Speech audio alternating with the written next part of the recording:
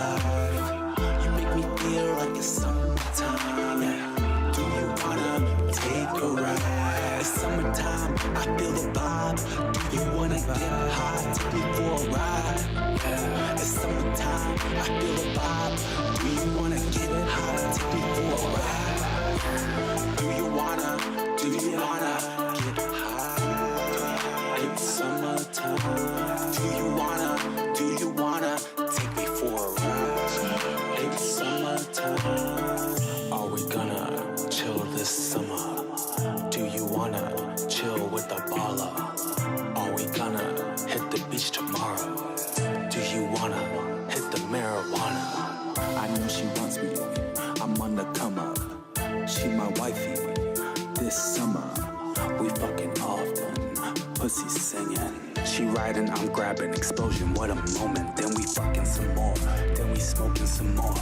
She ain't never bored, I'm her summer lover. Summer to remember, fuck September. That's what I told her, forever love her, forever fuck her this summer.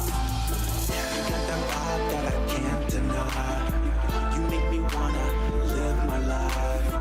You make me feel like it's summertime. Yeah. Do you wanna take a ride? It's summertime, I feel the vibe. Do you wanna get high? Take me for a ride. Yeah. It's summertime, I feel the vibe. Do you wanna get high? Take me for a ride. Do you wanna get high? It's summertime. Do you wanna take me for a ride? It's summertime. Do you wanna get high? It's summertime. Do you wanna take me for a ride? It's summertime.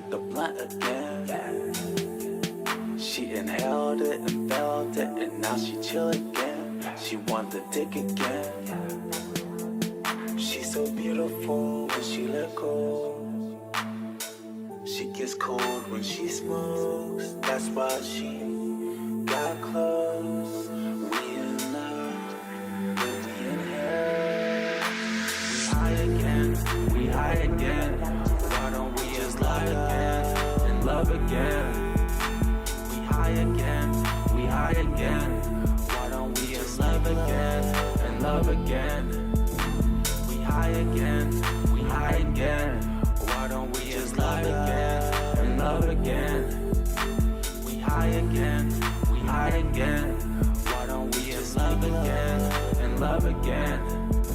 She high again, she mine again. No friends, we just smoking, fucking vibing.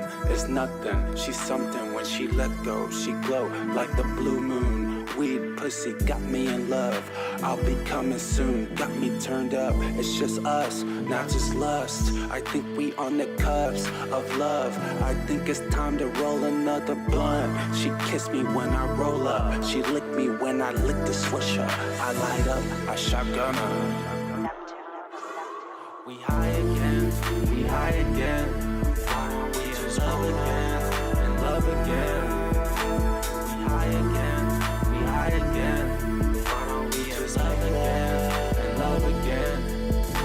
We high again, we high again. Why don't we just love again and love again? We high again, we high again. Why don't we just love again and love again?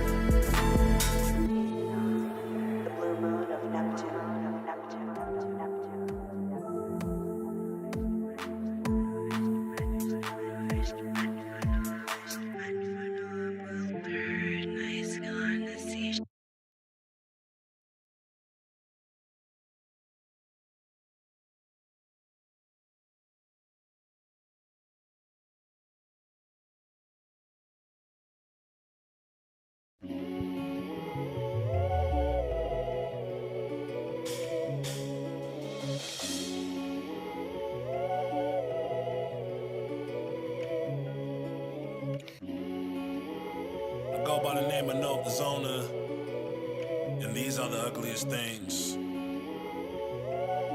Yeah, look. No apologies, sick of these unanswered questions that seem to follow me. All these niggas I molded, I'm a master at pottery. Rocking my sleep, thinking about my losses and triumph. How I be better with emos if I knew how to hide them. Gift and a curse, poetry in my hearse when I'm outie. If I've assisted you in life, I love to read one about me. I love to see the satisfaction of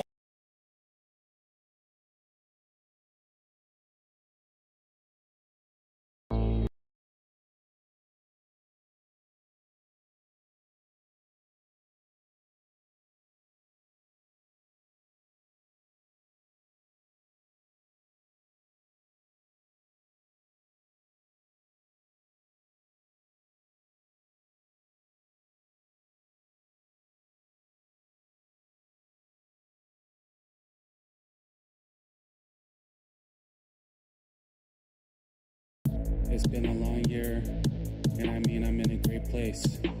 I got my shit together, I have more clarity than ever before. The universe has really blessed me, but something is missing. Summer is right around the corner, and I want to feel something. I want to let loose. There's just one thing missing, and I think it's her, even though I know she's not the one for me. It's weird how we can get in intimate relationships and feel something so good with someone, although we know they're not the one for us in the end. But this summer I want to live, and she has the perfect energy for me to let go and be free. So maybe she is the one. I don't know how to feel about it. All I know is she makes me feel. Yes, I know it's not healthy to be ruled by your emotions, but I'm in Pisces if that helps. Anyway, I want to spend the summer with her. It's summertime.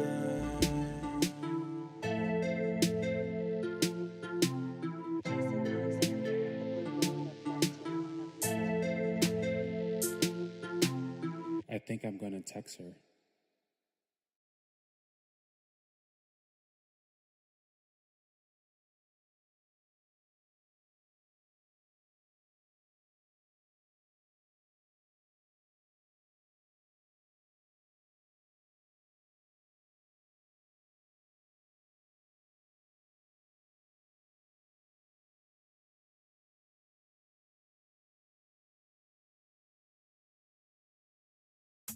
If you love me so much, why are you so disrespectful and so unwilling to even admit you did anything?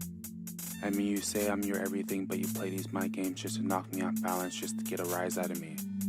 That's what enemies do to enemies. I'm not here for that. I got enough shit I gotta worry about out here. Damn, now I'm getting pissed. You know what? I wonder why we're even together. Sometimes shit just doesn't feel right. I wonder if she feels that too. These intense fights are just too much.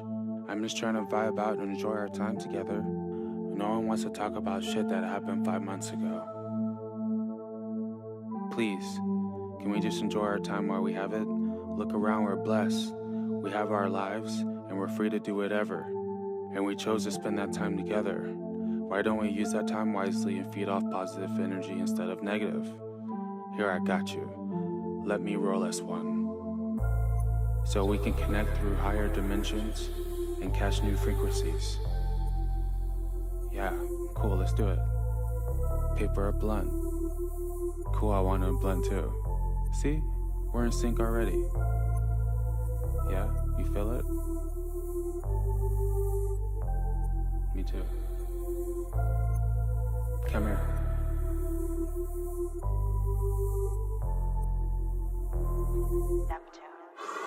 She high again, she mine again. No friends, we just smoking, fucking vibing. It's nothing, she's something when she let go. She glow like the blue moon. Weed, pussy, got me in love. I'll be coming soon, got me turned up. It's just us, not just lust. I think we on the cusp of love. I think it's time to roll another blunt. She kissed me when I roll up. She licked me when I lick the swisher. I light up, I shotgun her.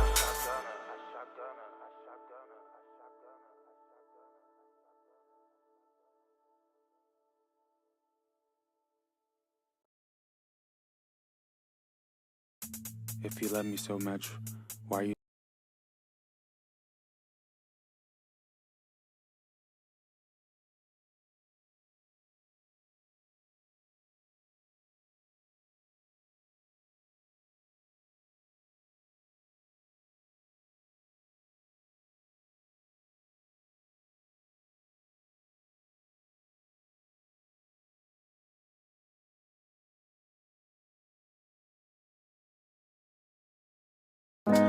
Can't you see? Can't you see? I need you here with me. Low key, the memories, they're destroying me. I know I made you leave, and that's killing me. I should have made an apology. You know that's hard for me. I guess it's an ego thing, makes me do evil things. You know I wanna change, I don't want this pain. I miss the way you sang, I miss everything. Miss the love we had, I miss the sex. Yeah, love when you're on top, leaning on my chest. Love it when you make that ass pop. She love it when I make my chest flat. She Latino, she called me Poppy. Now she call me her ex-fling. Sad ain't we? Can't lie, I'm salty. Gonna fuck another things. You know I wanna change, I don't want this pain. I miss the way you sang, I miss everything. Miss the love we had, I miss the sex. Yeah, love when you're on top, leaning on my chest. Love it when you make that ass pop. She love it when I make my chest flat. She Latino, she called me Poppy. Now she call me her ex-fling. Sad ain't we? Can't lie, I'm salty. Gonna fuck another bitch if you don't call me. No sucker, I won't call her. Fuck another and think of her. And in life we're together. Let's try again, we can do better. It's now or never. You know I miss you, so stop this, just the issue. Yeah.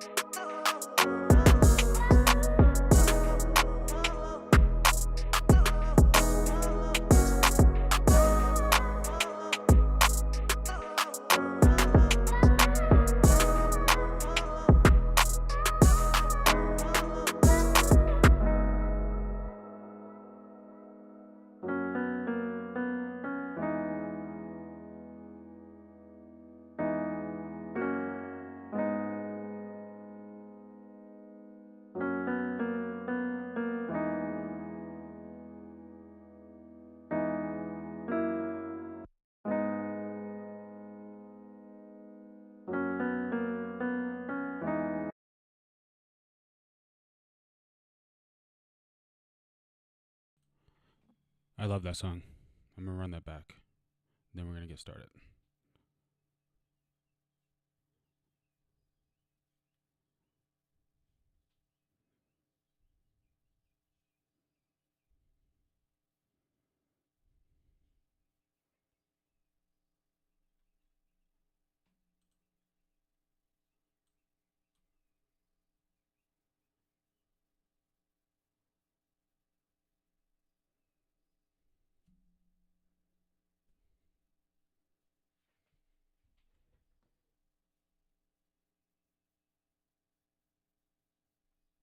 Can't you see?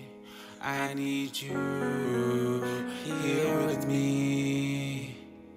Low key, the memories, they're destroying me. I know I made you leave, and that's killing me. I should have made an apology. You know that's hard for me. I guess it's an ego thing, makes me do evil things. You know I wanna change. I don't want this pain. I miss the way you sang. I miss everything. Miss the love we had. I miss the sex. Yeah, love when you're on top, leaning on my chest. Love it when you make that ass pop. She love it when I make my chest flat. She Latino, she called me Poppy. Now she call me her ex-fling. Sad ain't we? Can't lie, I'm salty. Gonna fuck another bitch if you don't call me. No sucker, I won't call her. Fuck another and think of her. In a life we're together. Let's try again, we can do better. It's now or never. You know I miss you. So stop this, just the issue. Yeah.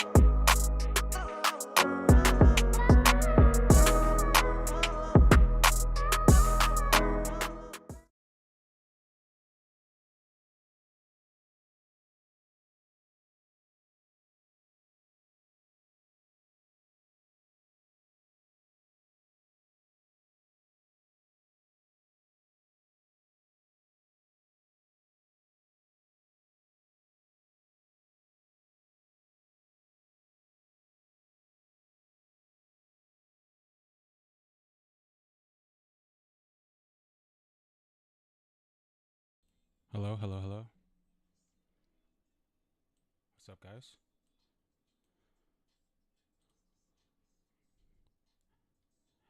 It's the Jason, or excuse me, guys. Obviously, am I streaming still? Let me see. Oh yes, I'm streaming. Hey, building owner, Animal Ember. What's up? I will get you those times. Happily, we can collaborate and see what our reacher says.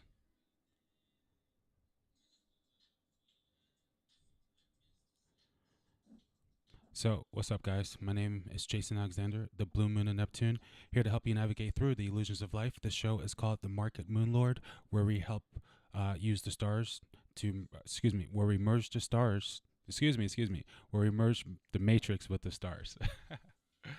Well, I'm silly today. Where we merge the matrix with the stars. The Market Moon Lord, where we merge the matrix with the stars. What's up, Diamond and Brianna? What's up, guys? Glad to see you guys here. Very happy to see you guys. I'm in some weird energy today. I don't know what's going on. I think it's the Sun conjunct Venus, but I feel so like fearless today.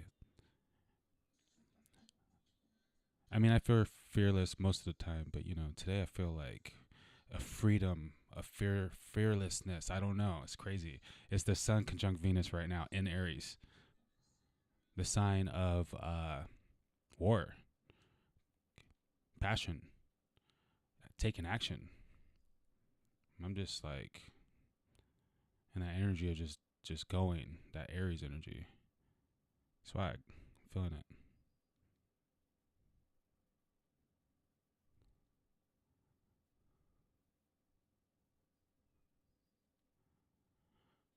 Okay. How are you guys feeling today? Hey, Jacob. Okay, I'm glad you guys tell me your names. John, he's probably gonna come here later. I'm pretty sure he's purely unbounded. Matter of fact, I should tell Twitter that I'm out here. We are live. We are live. The money war. Straight up. Straight up. Straight up. Straight up. All right. So how do I get a link to this? I see. Okay. Copy.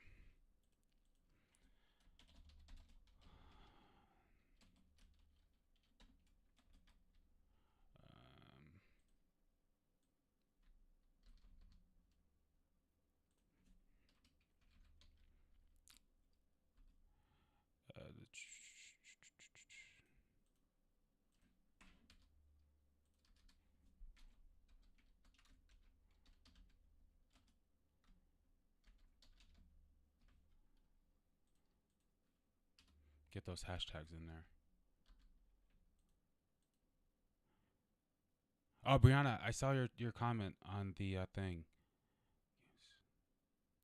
I have not had a chance to get back on there yet.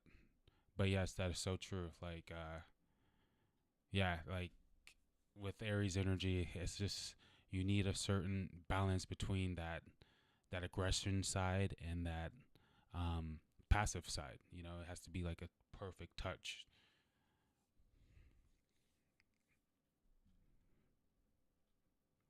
And you're flip-flopping between the Aries and the Libra. They're opposites, and when there's oppositions, it can be an obstacle, but it's a perfect opportunity to create perfect balance. Okay, did you guys see what Jacob sent me, actually? Because it was really interesting. So you guys know how we've been talking about the Apology moons and stuff like that. And I haven't had a chance to figure out what video it was in, but I was looking at AMC's chart in one of these videos, and I was like, hey, AMC's chart looks good, but it looks like there's some deception going on that we might hear about. I got to find that video when I said that because I need to post about it, because it had a lot to do with obviously the manipulation that we already knew about, but we're finding out more about this dark pull stuff, which is crazy.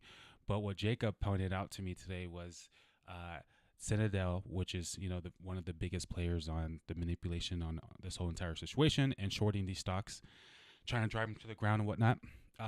They actually had a dark pull. They had like ownership in a dark pull, and they named it Apology. And we've been talking about the Apology moons for a long time, and I just found that to be a major synchronicity. So I think we're on to something, predicting and tracking these apologies, right? Now, we have to be, for me, obviously I'm the type of guy to like look into a lot of stuff. I just like to learn. And when I, started doing the stock thing, I was just doing like fundamental astrology. Fundamental investing. And I'm not gonna lie, I was watching just like a lot of YouTubers and stuff. But then I stumbled across like social media stuff, and I would kind of do a little fundamental and just kind of go with certain trends or what I found viable information. Some certain people I trusted on the internet, right? But then I started, just getting more into it, and I realized, hey, you can actually look at a chart and make technical analysis, right? And so that sounded very interesting to me. I'm a guy that likes to figure things out. I learned years ago how to become a web designer and how to do internet marketing, and I've been able to create a business that I've had since. I'm a very self-taught type guy, so I jumped into learning how to do technical analysis. And then as I'm doing it, I'm like, wow, this is just like astrology. You can look at a chart and make predictions based upon past events or certain signals that may show. Like a cup of handle shows a potential, big climax. And so I was like, damn, this is like just like what I do with astrology. And I was like, fuck, I gotta learn, how to do technical analysis, because this is right up my alley. And then I'm learning how to do technical analysis. I did it for about a month, and then I'm thinking, damn, this is just like doing astrology. Like I'm just reading the chart and stuff like that, making predictions, and then I jump into, and then I'm like, damn, what if I can use astrology for trading? And I start doing research, and I'm thinking I have like the greatest idea in the whole world, the most unique idea in the whole world. But it turns out that this is already a thing. It's called financial astrology. And so I'm like, cool. I do a lot of research. I get a few books, just like I learned astrology years ago. And then I come up with my own conclusions and stuff like that. And then I track and I do predictions, and I study, and I see what works and I see what doesn't work. So there's no right answer when it comes to astrology. And it's all about, oh, wow, I have actually, that's funny. Wow, okay. You guys hit that like button. I didn't realize there's 12 people in here. I thought I was talking to just a couple of you guys. But hit that like button, guys. Thank you. So I got a few books, but here's the thing. I form my own astrology in everything I do. I form my own method and things and everything I do, my own philosophy and things and everything I do. I'm a Pisces. You know what I'm saying? Like, I don't really follow anything. I don't really fit in any box. You know what I mean? So no one's going to do astrology like me. No one's going to see astrology like me. And and I am sometimes right and I'm sometimes wrong. And the key with astrology is to have an idea and to just kind of know what kind of energies are in the air. You know what I mean? We clearly been talking about climaxes happening around this time. We're getting them. Okay, it may not be exactly what we're looking for, but we know things are happening when we're kind of seeing things are going to happen, right? And we got this full moon on Sunday, and what do you think might happen on Monday? Okay, I mean, just based upon what we've been looking at, based upon what we have seen, and how things go with these moons, right? There's a really good chance, if we continue to go down for the rest of today and on after hours, there's a really good chance after Sunday's full moon on Monday, it's gonna pop. You know what I mean? So, when I tell you these things, you guys have to remember that, is not concrete. It's just kind of what is kind of showing us, right? What the trends, past events have kind of showed us, right? And we're trying to further predict, of course we want to see what's actually happening fundamentally, right? We saw deception in AMC's chart. We know things are being deceptive. I talked a lot about GME's on past video having some Mars Saturn energy. And I said in a video, hey, this looks like Mars represents surgery, Saturn represents cutting. This could be some cutting going on GME. And then I was like, but this could be about cutting inside the institution, because Saturn has a lot to do with institutions, right? And they did cut inside the institutions, but the price got cut too, right? But then on the 6th day on the Pudgy moon, we popped, like we were kind of predicting. So it's all crazy, guys. We're pioneering out here. We are pioneering. I'm a pioneer, okay, straight up. And why not pioneer during the age of Aquarius? But real quick, I've been talking a lot about these Poji moons, and Jacob, shout out to Jacob because he called it. Look at this.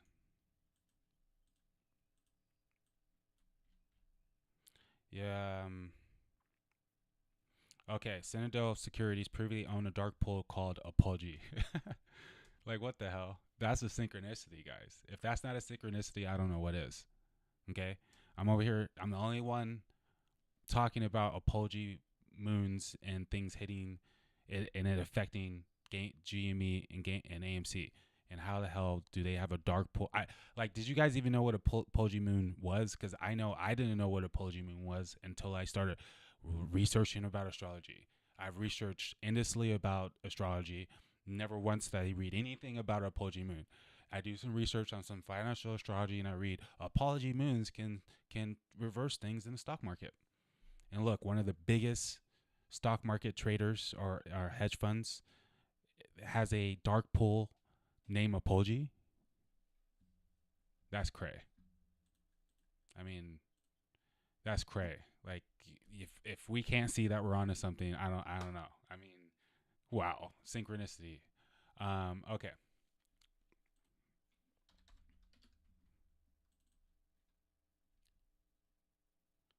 Okay, yeah, I like that idea of streaming some music. I wonder where can I get some free music to stream though, because I don't want to mess that up. Because I do mess with my music, or with music, and mine.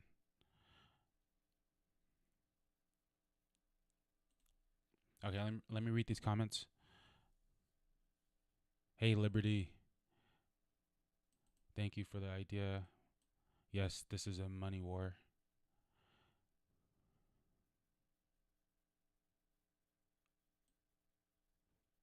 Yeah. Yeah, Aries doesn't like wasting any time. Like they're go go go go go go all day, which is awesome. This is how we need to be with in the whole world right now. The whole world is in Aries season. Okay, so Aries is the individual. Okay, Aries is not worried about what other people are telling them. Okay, Aries is following its own path. Okay, it beats to its own drum. Okay, so that also means that a lot of people are going to be divided with Aries energy. Okay, but when you think about the overall big picture, everything's about coming within. Everything is about becoming one. Everything's about becoming whole, working in the same vibration frequency so we can all ascend. So in a lot of ways, Aries is the beginning and the ending. Okay, so even though Aries is selfish, even though Aries is the individual, even though during Aries season things can get divided, Aries' biggest lesson in life is about having balance between other people. Okay, so I am saying yes, it's a time of being an individual, but it's also a time of being an individual while maintaining balance with others. Okay, that's probably one of the realest like Aries breakdown I've ever said in my entire life. Which is why I like doing stuff live, because I just say stuff I normally wouldn't say.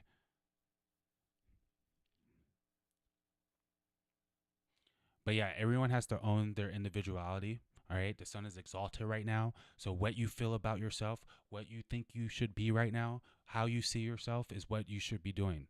Is how you should be doing things. This is Aries season. Guess what? The Venus is with Aries right now.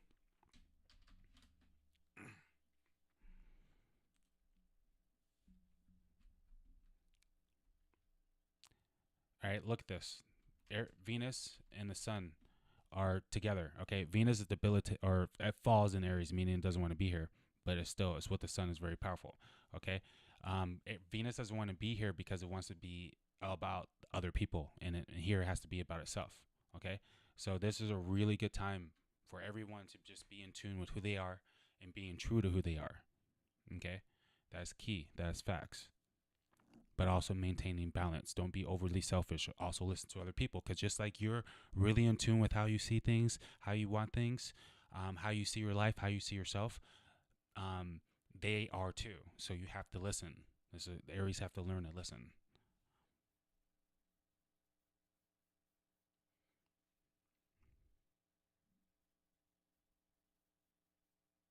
Yeah, Lizzie, that's funny. I was shocked when I thought I was onto something, and when I was getting on that financial astrology stuff, 'cause I was coming up with my own little ideas and with the moon and stuff, and then I found out too.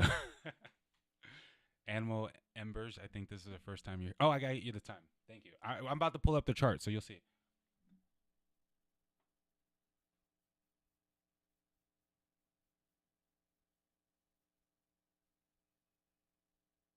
Oh, okay. Thank you. Thank you for the compliment, Liberty. Yes, um, I do a lot of stuff just to do it, and music is one of them. Let's see. All right, so let me pull up some. First of all, I want to pull up this. Um,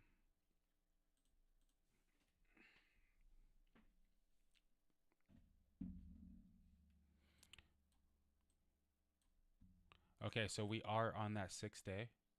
Okay, and it does look like we're going to go down, maybe the rest of the day.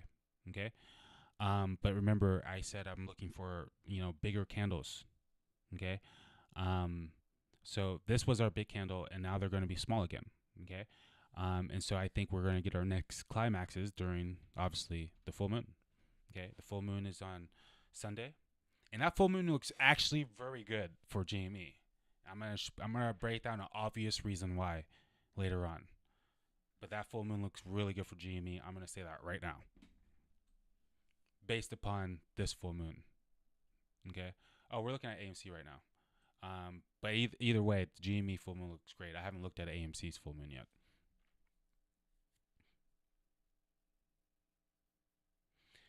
But remember, I'm expecting it to follow this overall new moon trend, and on the new moon it went up, right?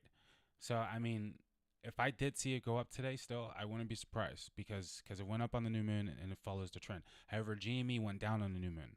Okay, so it may not. I wouldn't be surprised GME keeps going down today. But they're both, AMC's down worse.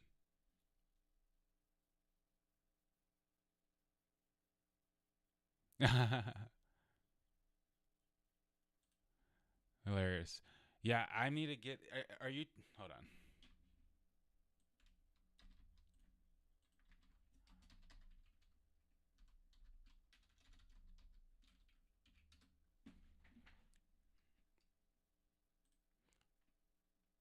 Okay, so Horus is kind of like more Egyptian like astrology. Um, I want to get more into holistic astrology because that's actually very respected in for financial astrology. Guys, hit that like button, please. Thank you. There's 12 of us. I don't like having an odd number of 5. So if I can just get one more, that would be great. Oh snap! Right when I said that, I had an alarm go off, and the alarm happened to fall on the date of my birthday. And thank you for that, sex, whoever did that. Oh, 8's my favorite number. Thank you. Um, so yeah, so let me pull up GME real quick just to take a peek, and then we're gonna look at the actual charts. Then we'll take some questions and stuff.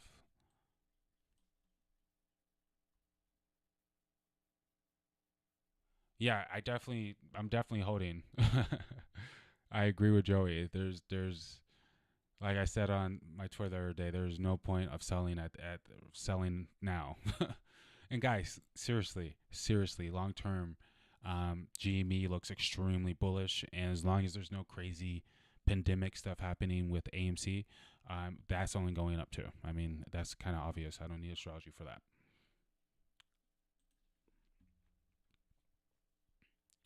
Okay, we're on GME. Okay, look at this. This is so funny. I mean, look at these big candles. Okay, right on that 6th day, we got a big candle, right? So usually on the 6th day, we have the biggest candle. Okay, so the biggest candle was probably yesterday. Okay, and today it's not going to get much worse or better than this, right? To me, it's starting to consolidate into this full moon.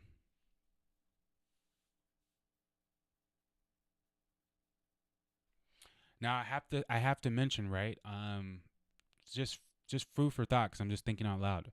On this waxing full moon, we had our biggest climax, right? The green background is the waxing, and the purple background is the waning moon, meaning the moon was growing and becoming a full moon, and then getting smaller, and dying, and then becoming a new moon, and then it turns green, blah blah. So I just, as you can see here, we had our biggest climax on a waxing full moon, right, or excuse me, at a waxing time, right? And then we had another big our second biggest climax is at our waning full moon, right? But it was a waning. So to me, that's always going to be not as big as a full moon could be, right? Because it was a new moon, not a full moon. But it hit that full moon, and then it hit a new moon cycle, and then a full moon, and so it went through a whole cycle before having another big climax, right? So if it follows that order, this full moon isn't going to really if it follows that order, that trend, then this full moon wouldn't be the biggest climax. You see what I mean? This could be a time where we're pretty much having a period where we had this type of period of a lot of consolidating. Okay, and that makes sense because it will be the waning. It will be the waning, meaning that the purple background will be the waning full moon right here, or waning moon into the new moon, and then we'll consolidate. You know, maybe we just stay around this level, okay? And then on the waxing, right, which will be after we went through a whole cycle, after this next cycle, then that might be the big climax, right? The huge climax. And that falls in May. Potentially. I think that, so that would be, I'm getting a lot of synchronicities, guys. See right there? That's my birthday right there. Second time I saw my birthday in this stream. What? That's weird. That's weird. That's weird. Okay. There's 12 of us. So if someone didn't like. Okay. So I need to look at the moon phases real fast. Let's see the moon phases. Do you guys think I'm onto something with what I just saw? Oh, those are the purges. All right, we get the full moons on this too. All right, let me read these comments real quick.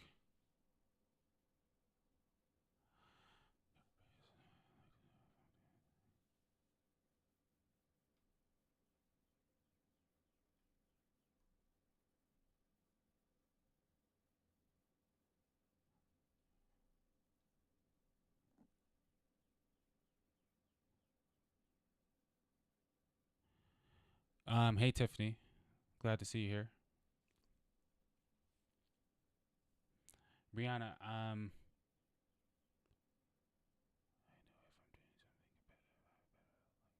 yeah, if you're doing something as with when someone has a lot of Aries energy, Mars energy, yeah, they do better when there's competition. But that's also sometimes when that makes them do too much. Balance. Aries' biggest thing they need to focus on, or people with a lot of Mars energy, needs to focus on strategy and taking their time before taking action of planning and thinking. This is why Mars is exalted in Capricorn, because Capricorn gives it restriction and it turns the soldier into a strategist general.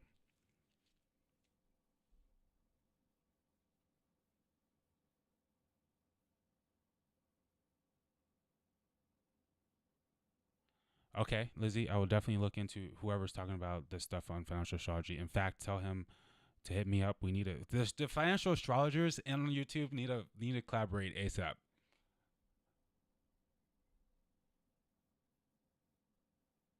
June will bring a solar eclipse. That's true. Okay. Let's look at the charts real quick, because I just got curious.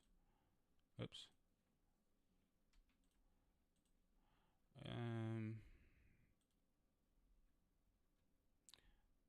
Nothing really. Same.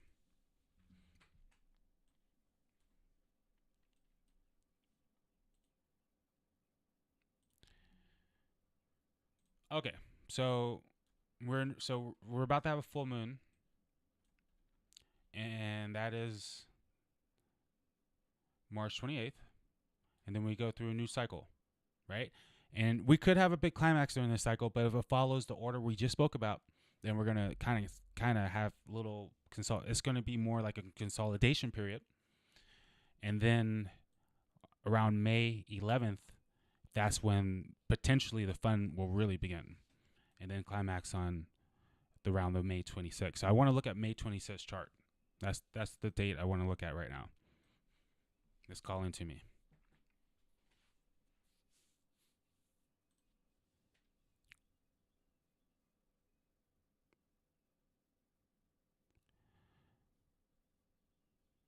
Okay, give me 1 second.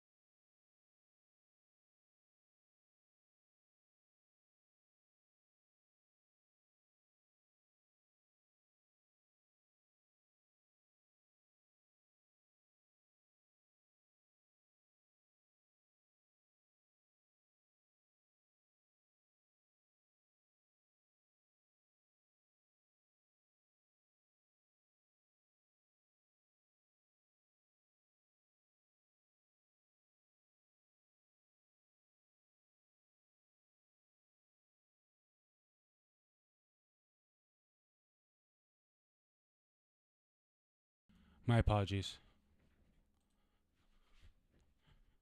I hate to do that.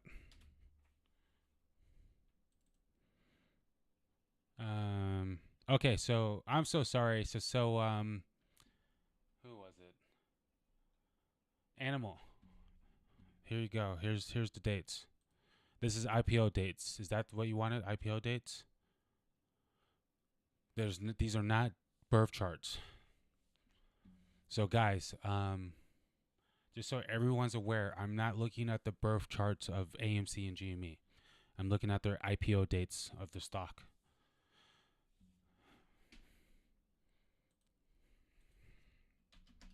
So here's AMC. That's their information. I don't know the time. I'm not using their times.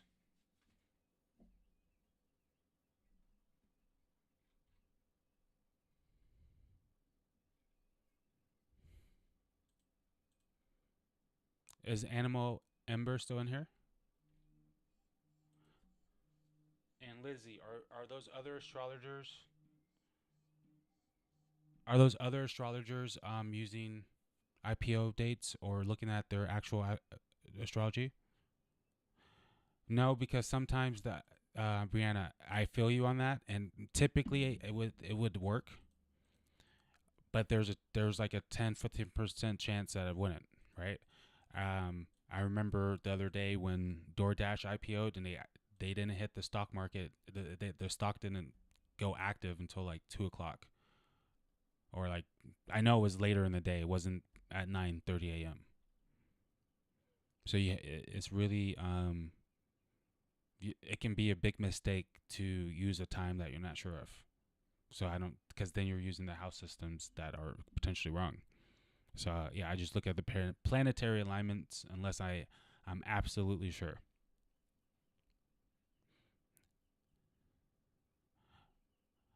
And if it's a company that's not that old, like if it's like 5 years ago, then a lot of times you can just look at the chart and see when they IPO'd. But companies like AMC, a lot of them don't even go back far enough to see, which can be frustrating. I went down a big rabbit hole trying to figure that kind of stuff out.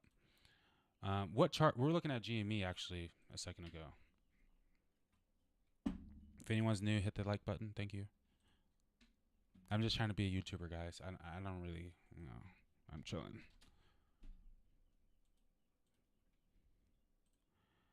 Okay, here's the the GameStop IPO date. Animal, are you still in here? Did Animal leave us?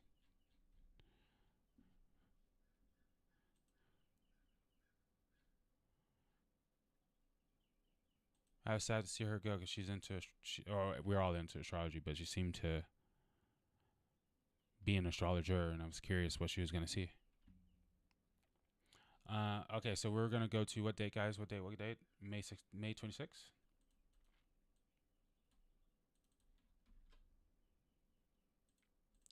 For the longest time, I felt weird calling myself an astrologer. But, ooh, I see some interesting stuff already. Still those androids in there just for more kicks, giggles.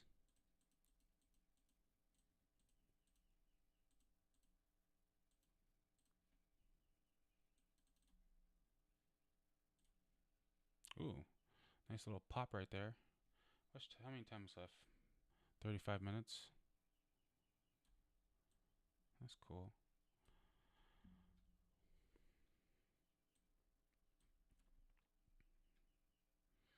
Oh, well, the first thing I noticed, well, obviously it's the full moon. Duh. I was like, oh, it's a full moon that day. But yeah, honestly, the something I see peculiar is Saturn right here, the sun on top of Saturn, because a lot of times when good things happen in GME is when it's getting angles from Saturn.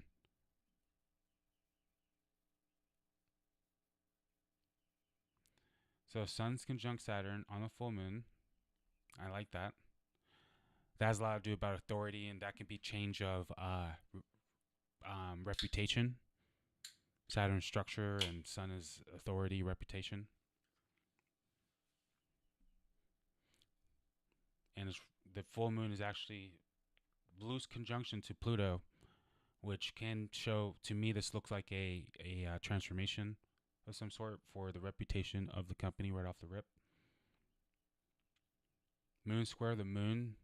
So, that's similar to something I saw on GME before, and it's opposite of Saturn. Okay, so there's that uncomfortable energy that I've been seeing with GME.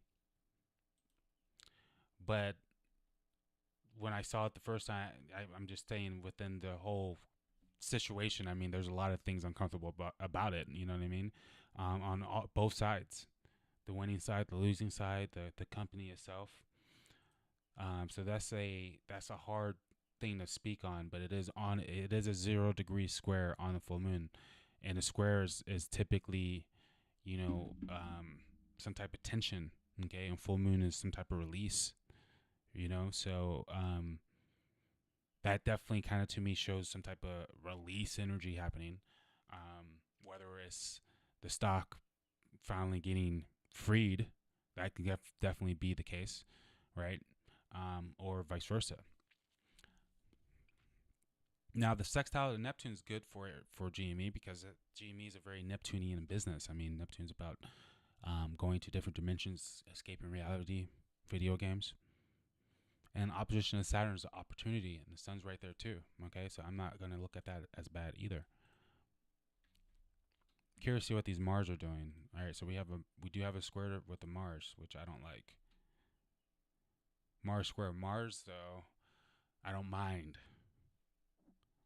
I was scared that it was going to square the moon, which I would have been like, no, that's not good. But it's not. I'm not worried about Mars square Mars, because Mars squares Mars is nothing but more energy. So expect vitality that day for sure. The Mars square Mars. And you know what? GME's Mars really strong here, and then the transiting Mars is super weak because GME's at home with Mars in Aries, and the transiting Mars is at its debilitated position, so it's weak. So I see this as being, Mars square Mars, but in GME's favor. So there's some tension. But that release is going to maybe get released from that tension. So I don't mind that square. I was a little nervous at first, but now I don't mind it. And the square to the moon on moon, I don't like it, but I also don't mind it. I don't like it, but I don't mind it, because there's a lot of other things that can overpower this, and this can make sense in a lot of ways, because there's a lot of uncomfortable energy with the whole situation on the stock. That doesn't necessarily mean the stock isn't going to perform well. We need more information. Look what Mercury's doing. All right, we got on the full moon, we have a transiting Mercury trying the sun 0 degrees. All right, that's really bullish for communication. All right, Mercury trying Uranus 0 degrees. That's very bullish for communication on something brand new, unique. Old structure getting broken away and a new structure getting formed. I've been talking a lot about the company closing down stores and just going strictly online.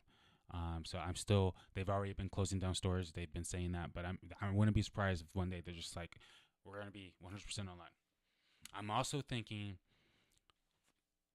that they might be getting ready to launch some type of competitive video game sports league, which will involve their physical stores.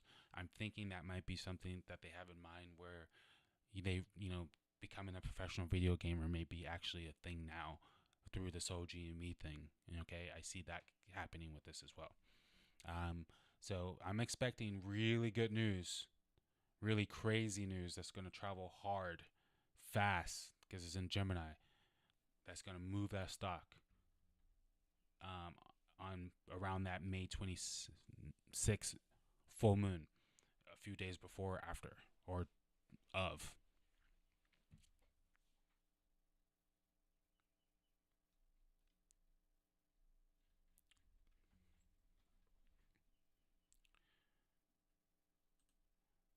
Okay, that trine to the midheaven we aren't going to count because we don't know the time.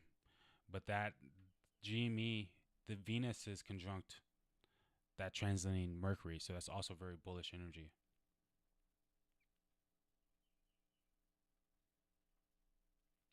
Oh, Brianna said the North Node, and she's absolutely right. Look at that North Node. Look at Mercury on the North Node right there. And that North Node is in Gemini, so expect strong communication around that full moon. I mean, I've been planning on if we have a super high climax, like $500 plus, I'm gonna sell some of my shares, but I'm gonna have to wait for this time period to like, this looks awesome. That's destiny, and that this is on the full moon. Remember that, and that North Node is very, very strong energy. And Venus is on top of it too. And that's good for. This is good energy for deals, mergers, agreements. So expect some type of deal or merger around this time too, because it's Gemini trying to find the other half, trying to communicate something, build something, network something, connect people. I saw Gemini energy, and Mercury is at home in Gemini, super strong. The North Node belongs to Gemini in GME's chart. That looks amazing.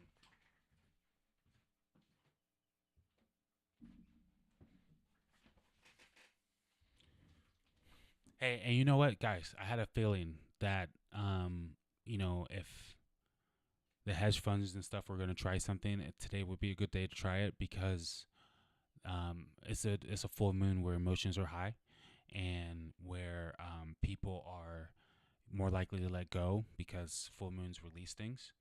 And so if I was a hedge fund, I would do some type of manipulation today to try to get people to release, right?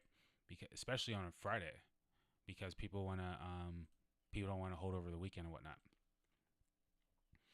And please believe, like, people, I'm not saying that all people of power are using astrologers, but some of them are.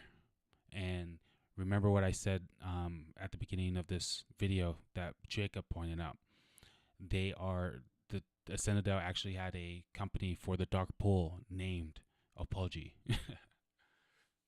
which you guys know what the Apology moon is if you've been on this channel. Hit the like button, hit the subscribe button. Thank you.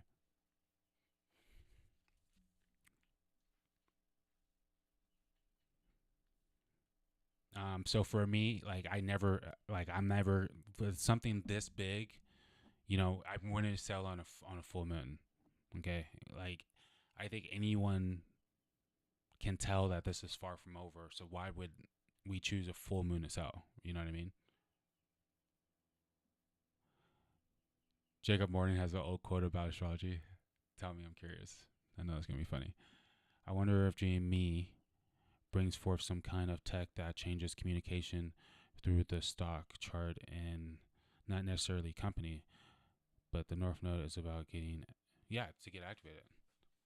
Some kind of tech that changes communication. Yeah, I can see that. Because it's definitely a destiny type moment. The sun is on top of Saturn, changing structures. The full moon is hitting Saturn, opposing Saturn.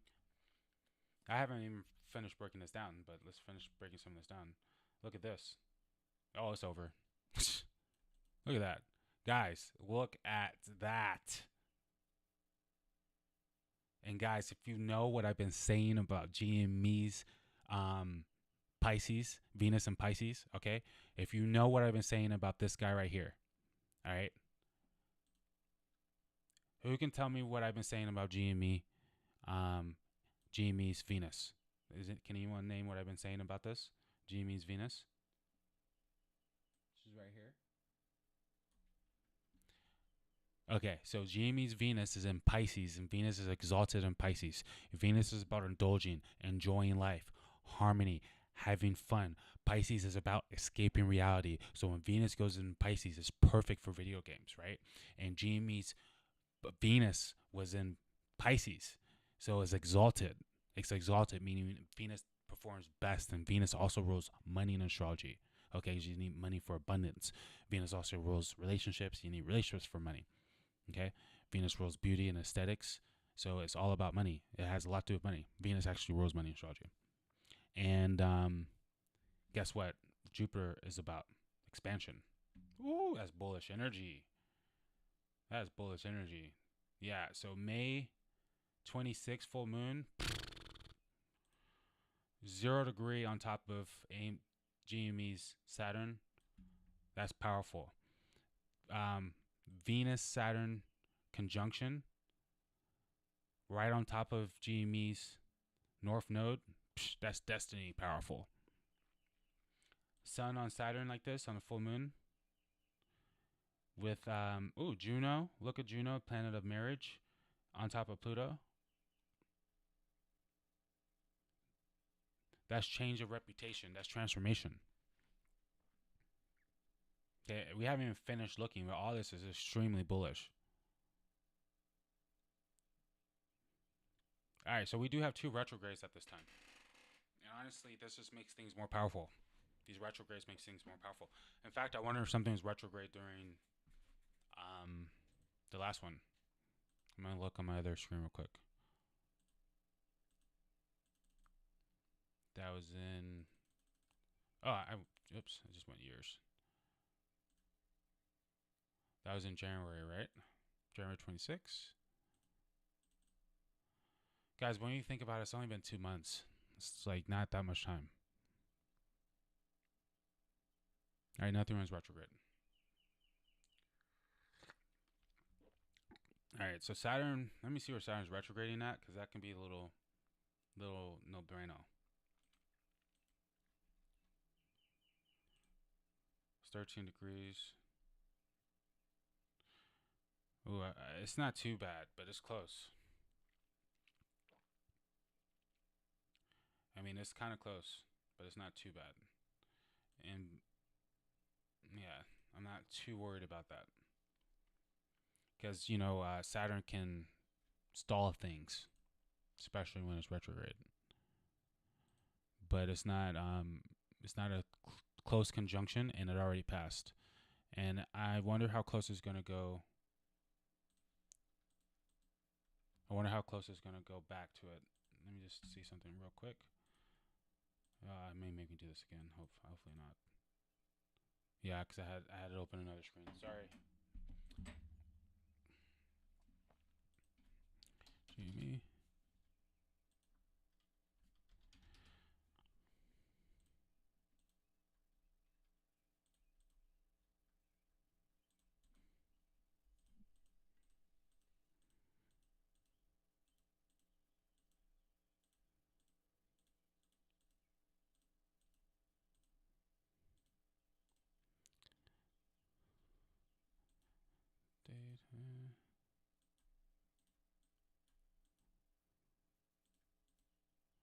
May 26th, right?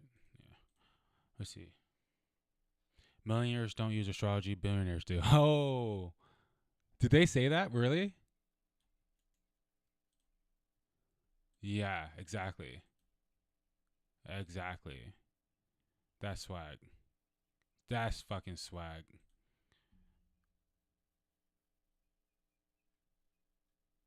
That's so swag. Thank you for pointing that out. I'm gonna post that on Instagram. I mean, on Facebook. I mean, I don't use Facebook. Twitter. Oh, that's so swag. It's true, guys. Like, seriously. When you know what's going on out here, it doesn't make sense not to use it. Straight up. Damn, they're going ham on these ads. Jeesh. Aw. That's so much fucking swag. Thank you. That hypes me. That fucking hypes me. As you can tell. That's fucking hype. That's fucking hype. That's fucking hype. S.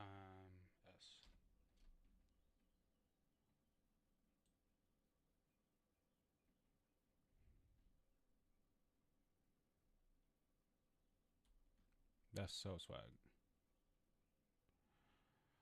That's so swag. That's so swag. That's so swag. Shit. That's what I've been saying. I know they're using that shit. All the politicians.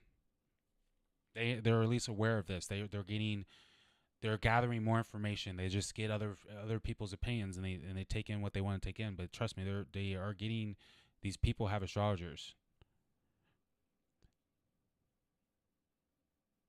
Shit. That's so swag.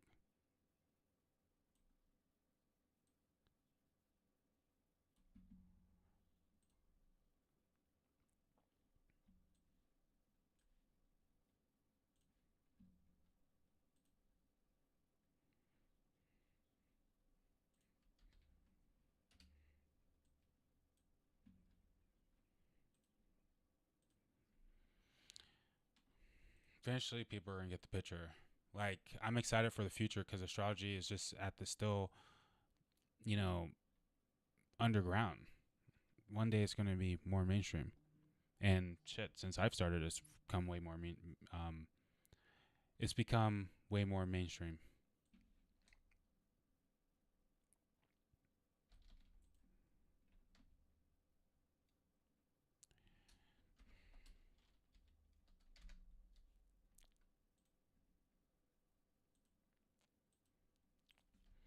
Just so my AMC people can see.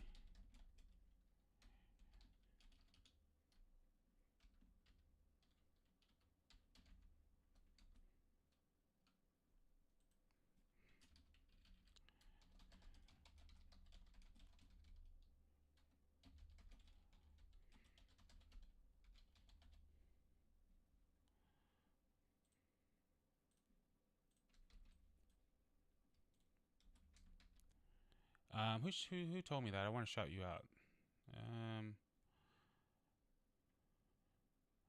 Are we on, Jacob? We are on Twitter. You are my guy. Damn. Are we following? Am I following you yet? I definitely need to. Guys, follow Jacob. He's a beast. Yes.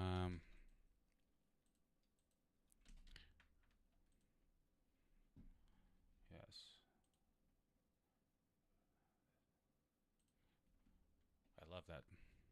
That's like my favorite everything. That's like everything to me. Oh, shit. Damn, that's on Forbes. That's swag. Okay. I'm done. I'm sorry, guys. I got a little hype. Okay, we're in the last 15 minutes. Guys, don't be nervous. What goes up must come down. What goes down must go up. Oh, yes, I love me some Gemini season tennis tendies. Yes. Gemini season attendees will come very quickly.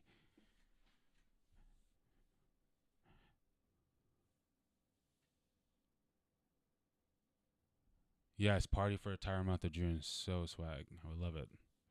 Everyone's gonna be buying new houses and shit during Cancer season.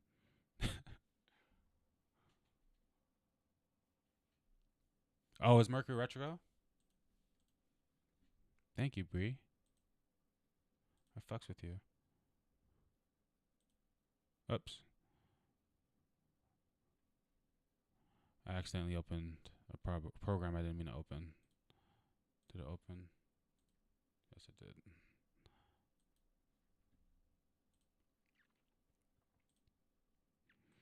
Was that retro? Where's the chart?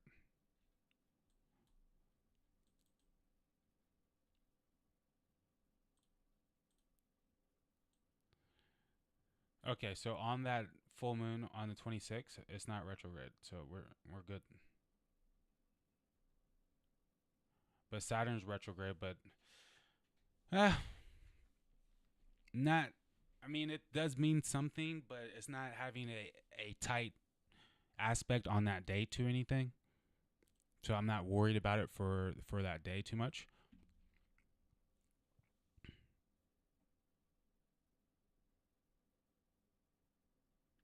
Yes, exactly. It is not anything new. Powerful people have empowered priests and astrologers forever. Facts. Facts. Yeah, I might disappear one day because some billionaire hires me to be his personal astrologer.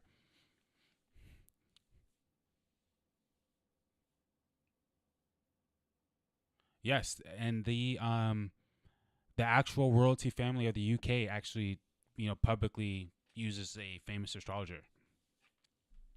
It's amazing, but people are still thinking it's fake. Like, it's hilarious. These big ass planets in our sky that we can't get to aren't doing anything. They're just there chilling. 12, 10, that passed. Not worried about it. I mean, that's a good aspect, but that's not like the main theme here. The main theme is this energy here, the Mercury Venus on top of the North Node on a full moon with Pluto and the Moon, Sun, and Saturn all together. And look at the actual North Node over here. It's kind of together. Kind of, yeah. It's actually 2 degrees away from Saturn right here. So this is more North Node energy. Saturn's very a karmic planet. So to me, this is a big time period of GME.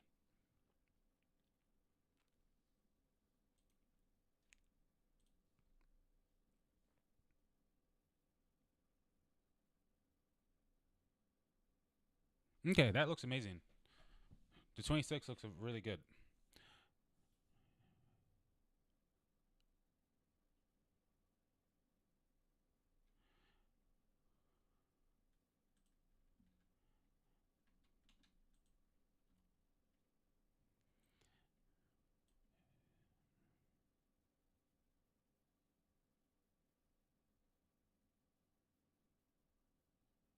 Okay, I'm not sure which Mercury retrograde you're talking about, but yeah, Mercury retrogrades are never fun. Purely Unbounded is here. What's up? What's up? John, what's good? What's good? Yeah, they take the info, hoard it, and then demonize it. So fucking true. It's disgusting. But that's the game. You know what I'm saying? And uh, we have to play the game, and like people that are aware, and people who are refusing to, like, I can't tell you how many times I've tried to wake people up and show people things and tell them things. Excuse me. And they want nothing to do with it. I don't waste my time and energy on people who aren't conscious or open enough to these things. You know what I mean? To me, they're laughing at me, but I'm laughing at them. You know what I mean? It's goofy. It truly is. Like when people laugh at me about it, like that guy when we were reading on Trading View, some guy was like, "Thanks for the laugh," and then I start laughing because he gave me a laugh. Like it was like the fact that you think this is funny to me. It's hilarious. All right, I want to look at AMC's full moon on the May. All right, we got 10 minutes left on the May 26th full moon. AMC.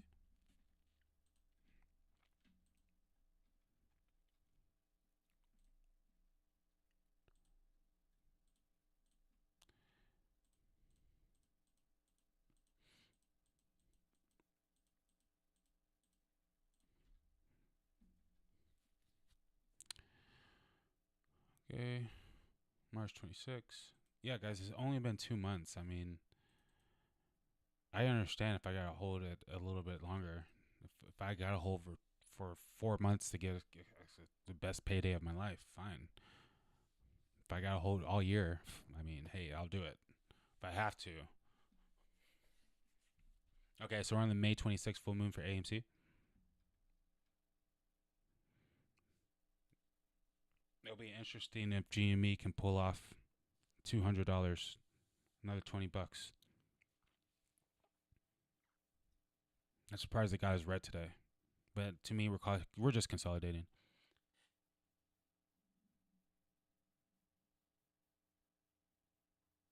That's exactly what happens. Astrologers and a lot of light walkers suddenly disappear at a certain level because they are getting bigger clients and no longer need to market. That's true. Exactly. The ones that are really big and really known, and are still on the internet, they do it out of the love, which would be me. But trust me, I'm not a Capricorn. I'm a stellium Capricorn. I'm about my money. I got Venus in Taurus. I'm about my money. Got my Jupiter in Taurus. I'm about that money. My Taurus rules my 8th house. I'm about my resources. The sky is a map and astrologers are navigators. Swag. I love that. Yeah, but guys, the reason I want money is because I want ultimate freedom, and I play the game. You know, I merge the matrix with the stars, and the stars with the matrix, right? I'm not going to be silly. Even though I'm a Pisces, I'm not going to completely escape reality, right? I'm going to work in my reality, but create my own I'm going to work in this reality, but create my own reality in the reality. And for me to create the ultimate reality, I know I need the paper. Something about casting pearls before swine.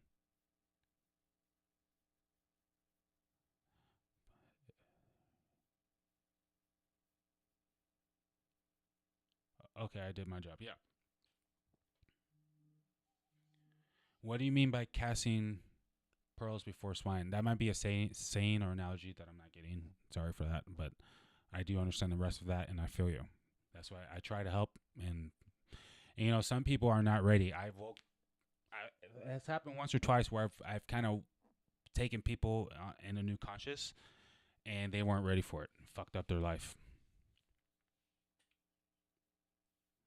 Sometimes people need to ease into their awakening.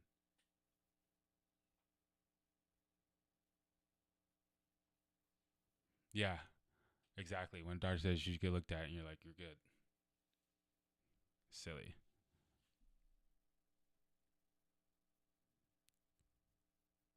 So silly. Okay. Yeah, it's so frustrating. And I really just won't talk to someone who's just not on that wave. Period.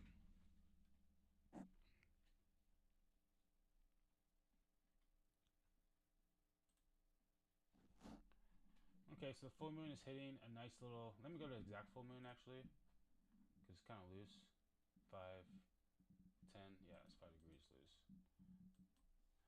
I said it's kind of loose. I'm going to the exact time of that full moon.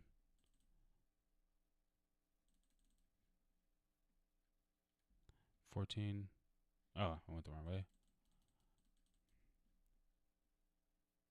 8, 7, 4, 5. All right, that's the exact full moon. Oh yeah, it's made a totally different aspect. It's getting a nice trine or sextile to Mars. That's a lot of energy. Mars in a Libra.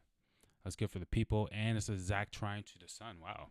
So Mars is hitting on this full moon, exactly the sun and Venus, or the sun. Excuse me. Is that Mars is hitting exactly the sun and the full moon, and that's a lot of good. That's a good energy too. Transiting Mars is making a trine to Saturn and a conjunction to Jupiter.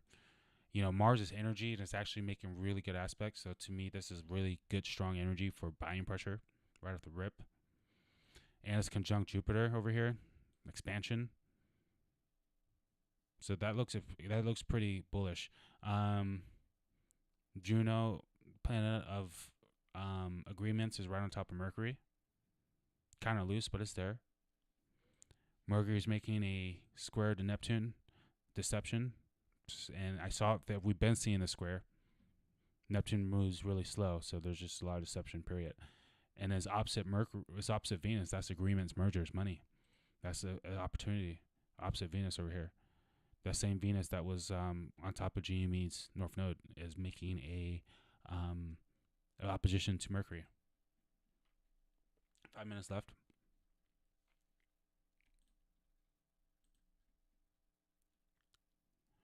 Jupiter is 1 degree off of Neptune. Neptune belongs to Pisces, and Neptune rules illusions and creativity. Hollywood, so does Pisces. Creativity, imagination. You see, Leo, the 5th house is the celebrity, the actor. But Pisces is the creation of the illusion, creation of the story, creation of Hollywood. Jupiter's expansion. So this looks like a very interesting time as well for AMC. GME looks like it has. I mean, these both have really strong energies on these days. I mean, this right here is 0 degrees on top of the main event here, the full moon and the sun. 0 degrees. Look, 0, 0, 0. That's powerful.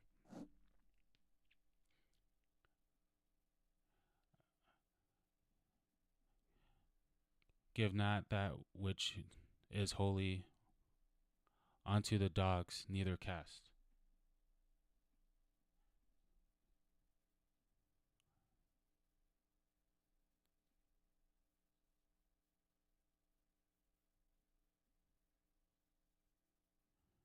Oh, nice. I've been meaning to read the Bible as an adult.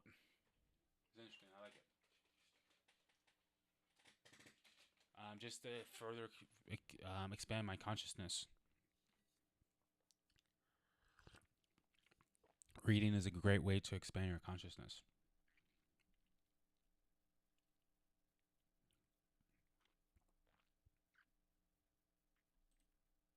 Oh yeah, that's making the sun. Oh, look at Uranus. What's Uranus doing?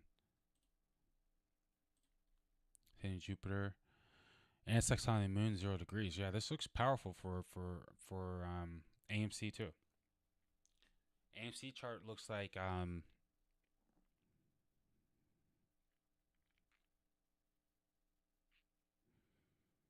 it just looks like it's really in a stride. All right, Saturn's getting good aspects from really nice planets and water energy, so it's like really comfortable. That water energy is making it comfortable. Mars, which is very uncomfortable in Libra, but it's very nice and it's for the people, and that's like in Libra, the artist. It's making very nice harmony with the full moon, new moon. So I see I see very harmonious energy for AMC during this time.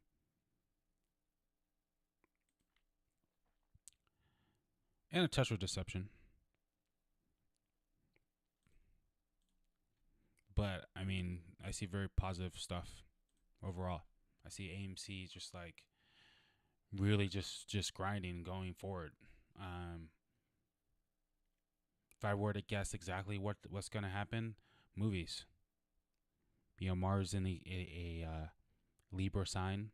I think they talked a lot about big movies coming out. You know, May might be like a really big movie month with Libra, the artist energy involved on this full moon. Or maybe after this full moon or around this full moon, they had like the best, you know, opening week or something. That's what I see. A lot of expansion in theaters and stuff. All right, 1 minute. Jamie's trying to hit 180.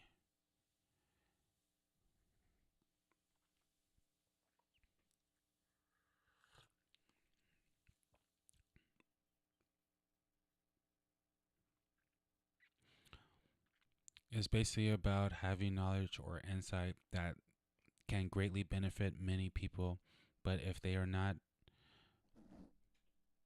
but if they will not hear it, save your energy, definitely. In time for those will. In time those will. Like Cassandra and Troy. She was a psychic and warned everyone about the Greeks, told the king to burn the horse, but they all thought she was crazy and didn't believe her. It didn't end well for them. Or her. Yeah. Seriously. That's why I don't tell people bad things, really, when I read their charts, because when something bad happens, you're the villain, right? You're the one that kind of spoke it into existence first. So I stay away from that type of karma. I try to always give like the duality of things. Like, hey, it could go up, it could go down, you know? And I try to really tell people and show people why I'm saying what I'm saying, so they can come up with their own philosophy around things.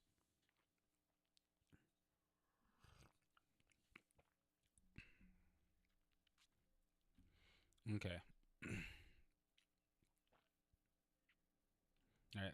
Let's do some chart action real fast. What do you guys say? I'm just curious. I haven't been on charts all day.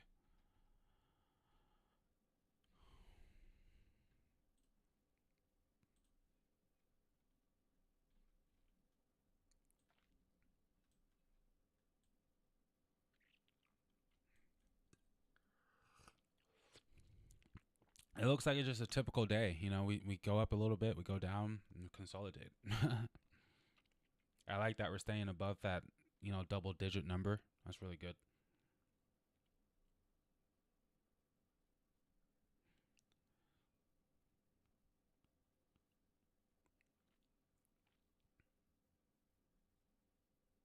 I'm pretty neutral through the day. It's pretty good, decent consolidation at the end. I mean, it's not bad. I think we're really set up for Monday to have a climax. A reversal, full moon reversal for Monday. I like that idea.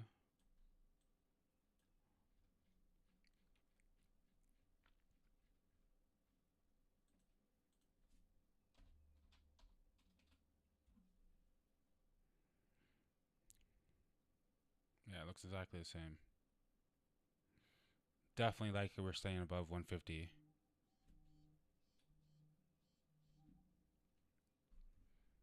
Yeah, they look so similar. I mean, staying pretty neutral throughout the day. GME looks a little bit stronger towards the end, but it also looked weaker on the beginning.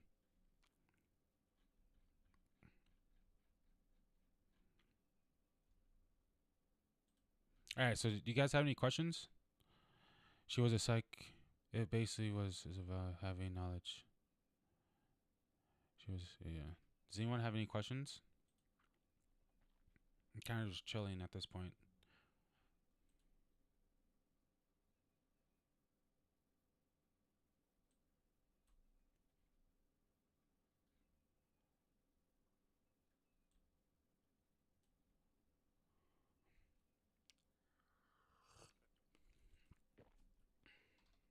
Just check out Twitter.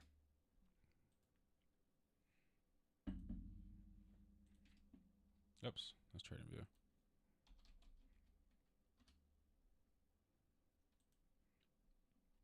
I did it again. Twitter.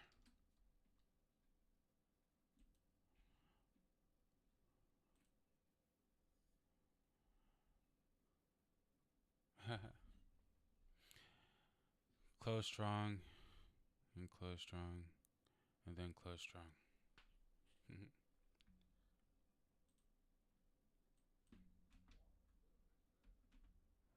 This is how I keep myself healthy from. This is how I keep myself healthy from coronavirus. I eat shit off the floor so my immune system stays strong. Eat off the floor.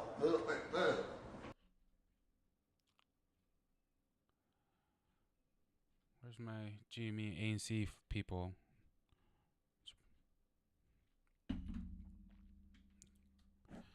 Not that is not a cat. What the fuck?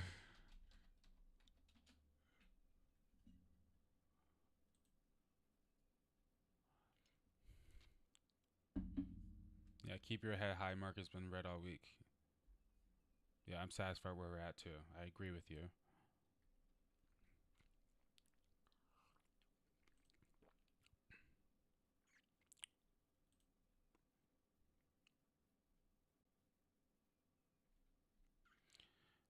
$50 at least with 0 shares sold from the order book.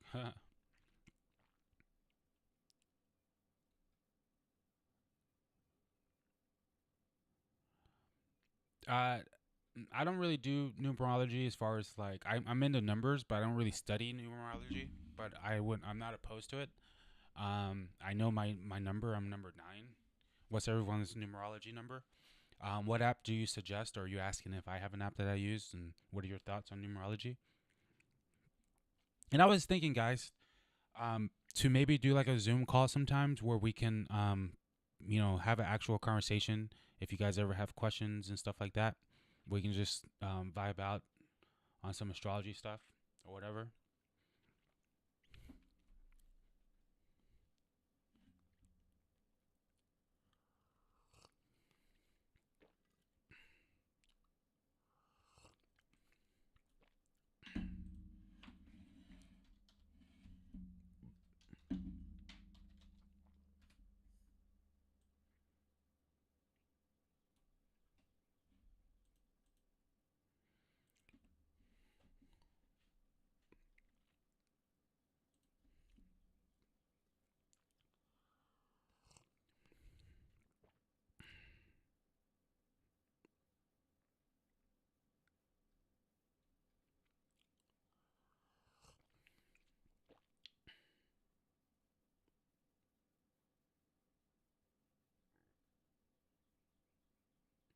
Yeah, this is a good point.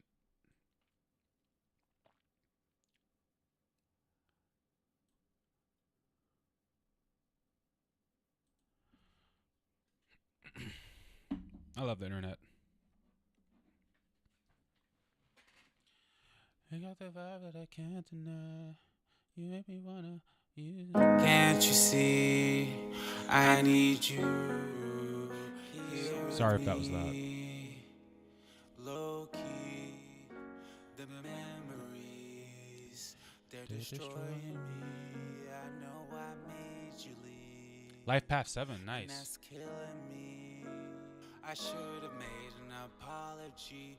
You know that's hard for me. I guess it's an ego thing.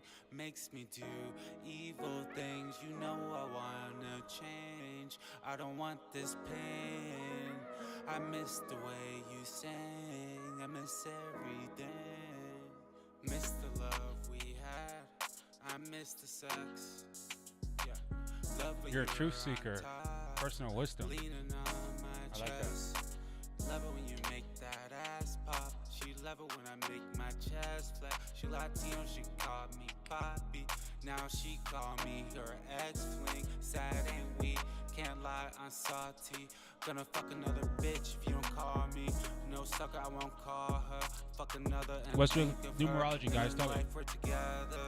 Let's try again, we can do better. It's now or never. You know I miss you. So stop this. So I guess we'll look at Monday next. As far as their charts. I'm expecting a climax on Monday. Obviously, full moon is on Sunday.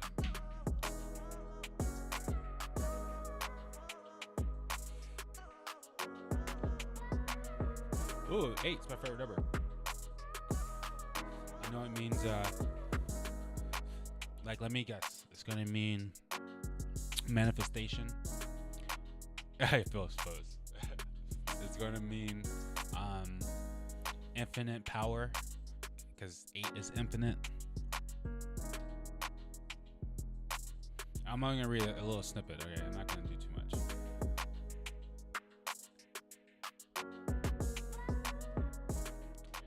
The Life Path 7 signifies a lifetime of investing in yourself. Wow, that sounds nice. Investing in yourself.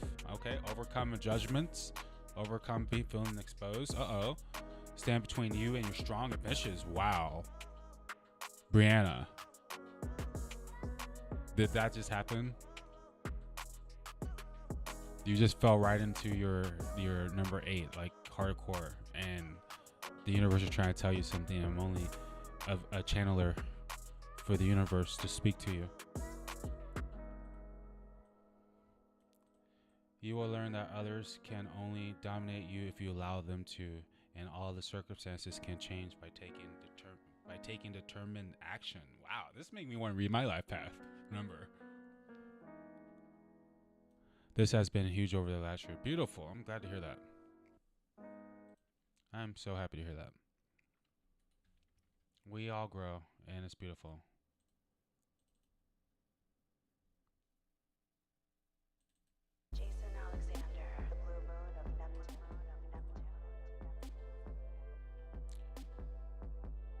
That's very, very nice life path number. I know it means more than that, though. I know it has to mean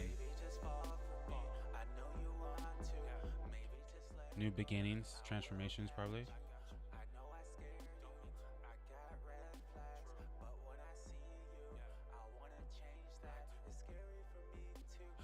Yeah, powerful, strong leaders. Just the number 8 means that.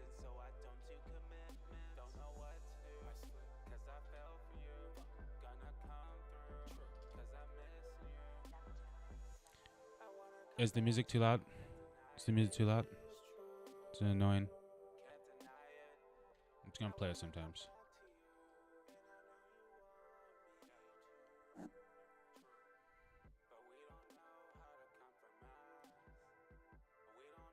Yeah, exactly. I like that. You are doing what you're supposed to be doing.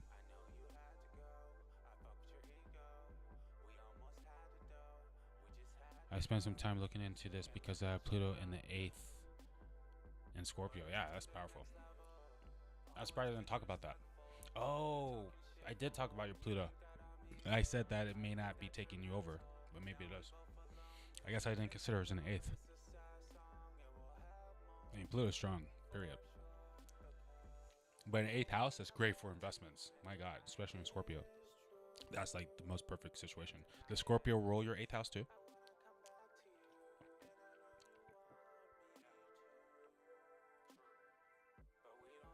I believe it. I believe it. Constant transformation. And this unfortunately will never stop, but you can transform anywhere, so that's the good part. And you can transform into the Phoenix. And the Phoenix is a beast. I forgot my question, I'm sorry. What are you saying yes to? I'm sorry.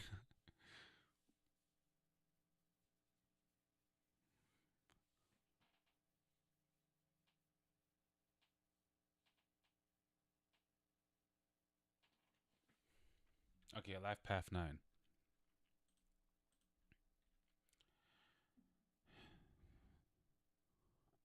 Is of competition and resolution.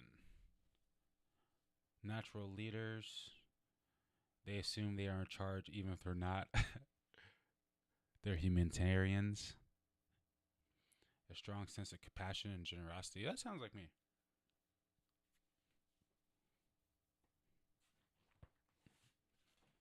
I don't like to lead, but I tend to have to lead. It just happens.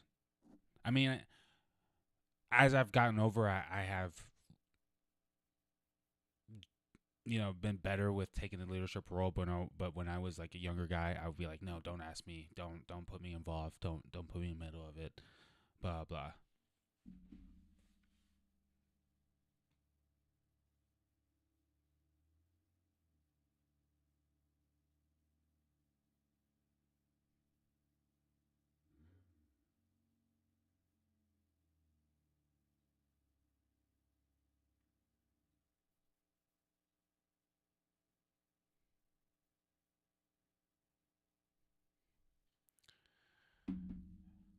Is there anybody new in here?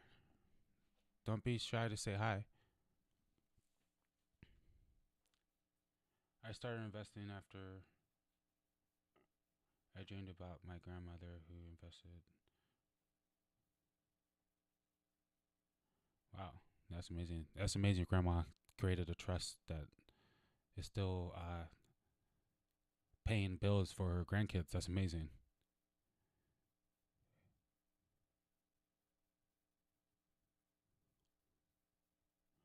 That's great. Adventure Overland. Okay. I'm a new subscriber. What's up? Thank you. I follow Trey and someone mentioned you in his life. Oh shit, that was probably Jacob. You and Trey have to be my favorite AMC guys to follow. Thank you so much. That's what's up. What's your sign? Overland.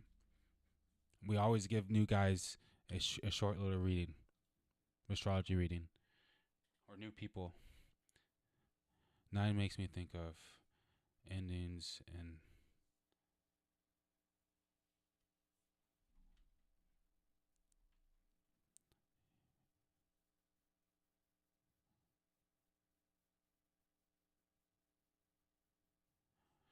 oh yeah, I really like that analogy. Wow.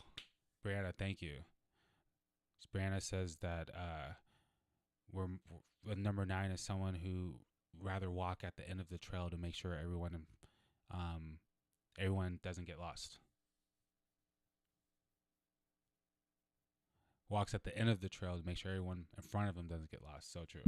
Yeah, I'm so much that like that. Which that's what unfortunately is my downfall too. I'm a Cancer. I was born. Okay. And what's your name? Adventure Overland?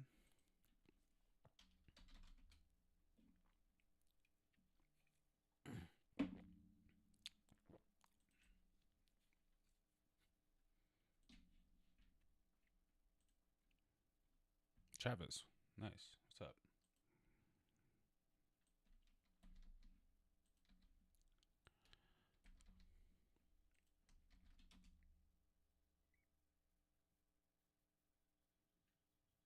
Oh, shit. Jacob, thank you. I knew it. I appreciate that. I'm going to have to give you a free reading one day. June 1994. What? 1994. There we go. 11 p.m. What city, Travis? So I can get your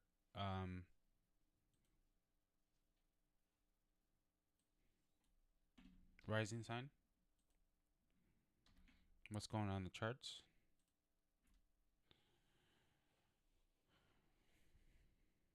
I'm not worried about it. Obviously, I mean, at this point, I'm just holding to a moon. So I'm not worried about it. Animal, Amber, were you here for the dates? If not, you can rewind back, or I'll pull them up real quick for you. Jacob, man, you're my guy. I appreciate that. I need to give back to you, straight up. Especially that find you found on Forbes. Like, wow. Oh, and guys, after this, I'm going to, if you're out there, Ricardo, after this, I'm going to take care of you, okay?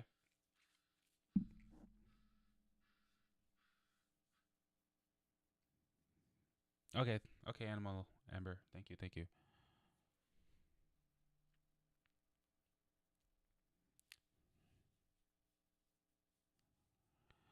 He's really has so much access for higher worlds and are the absolute best of the signs who can pull those higher words down from here to earth. Yeah, I feel you, Brianna. Like, I don't really know I'm doing it, but people tend to tell me stuff like that. My mom is a Pisces painter and is so good at this. Oh, wow. Yeah, that's amazing. Yes, people do need to grow their knowledge, which is so amazing. I'm tapping into other people in the world using financial astrology because, I'm hating people in finances. Like when you're looking up financing stuff, half the time you're not like looking up astrology stuff. So I'm like catching the attention to a lot of people who want to know about astrology. Of course, the real ones do. Of course, the real ones do. Don't get it twisted. The real ones, the OGs. Everyone that's into astrology right now is an OG of astrology. But that's crazy to say that. Because astrology is still that, like, underground.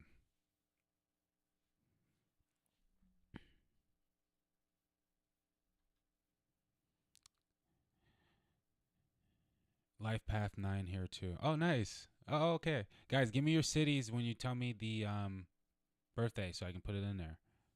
If you know the time, give me that. So I'll do a quick reading. And Animal Amber, we're both Pisces. Or wait, are you hitting? I think you're a Pisces. You could be hitting the Aries. I'm not sure exactly what day it ends, but I can tell you that our birthdays are like 10 days apart, 9 days apart. 9 days apart. I'm on the 16th. 88 is my number. We're both 88. Also, by the way, we're both dragons. Wow. And number 9s. I have bounced before you may have not have covered the GME. Okay, I see. Anybody new, hit that like button, please.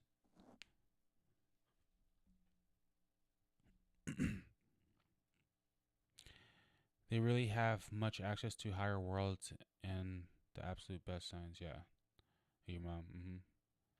People do need to know. I'm warned.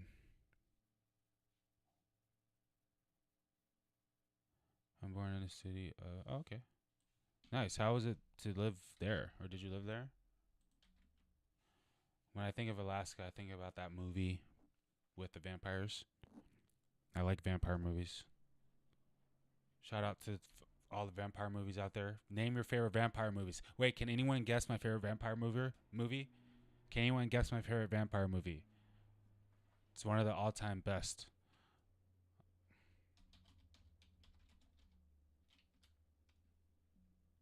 Alaska's amazing, yeah. 30 Days and Nights goes hard. Hard.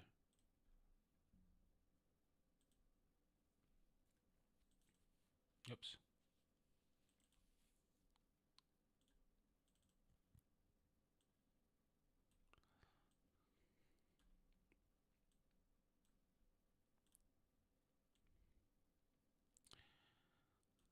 Okay, so Alaska. Got the time in there. Just all the right time. Oh my God, Jacob! I cannot believe you just said Blade. How did you know?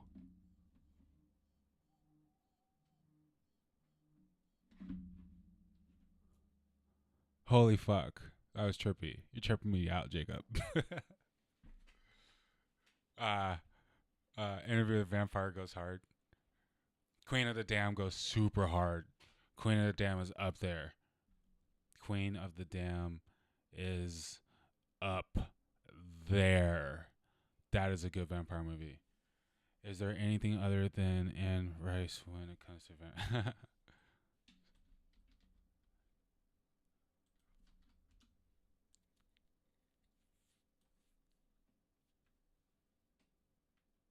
American author. Okay, nice. Nice. I feel you. What has she written? I interviewed with a vampire. Wow. Yeah, she's not playing.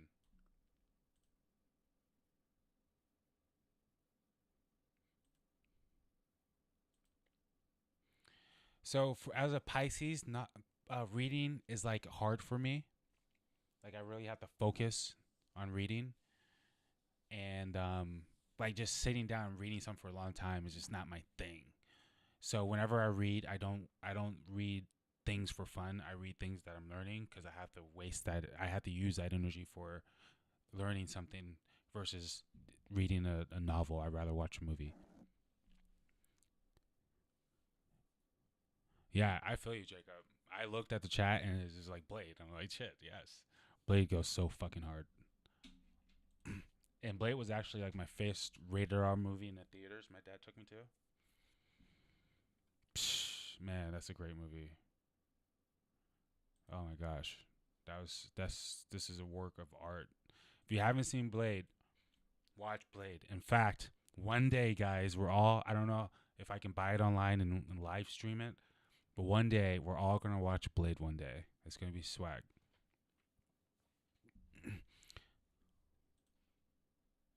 Okay, so I'm sorry, Adventure, I got you. And then I'm going to look at the chat. Adventure, make sure I have the time right, because I don't want to look, but I think I do. And then Animal, let's see. 5 degrees Aries. Oh, okay, nice. I cusp Aries. But I'm a Pisces.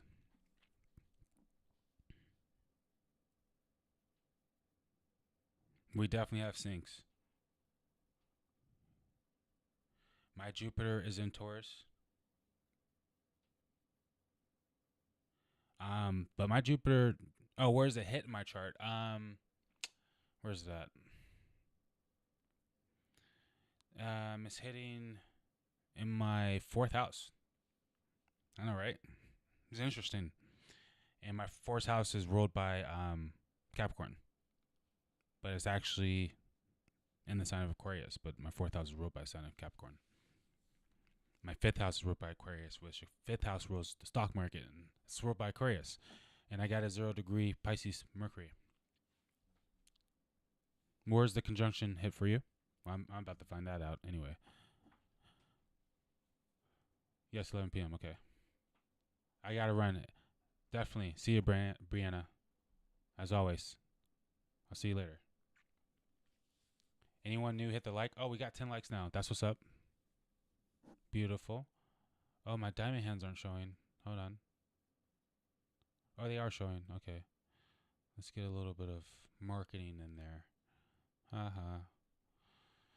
Guys, I'm just trying to be a YouTuber. It's not that serious.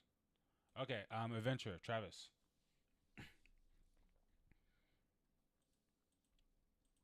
If you're new, drop your stuff. We'll take a quick look.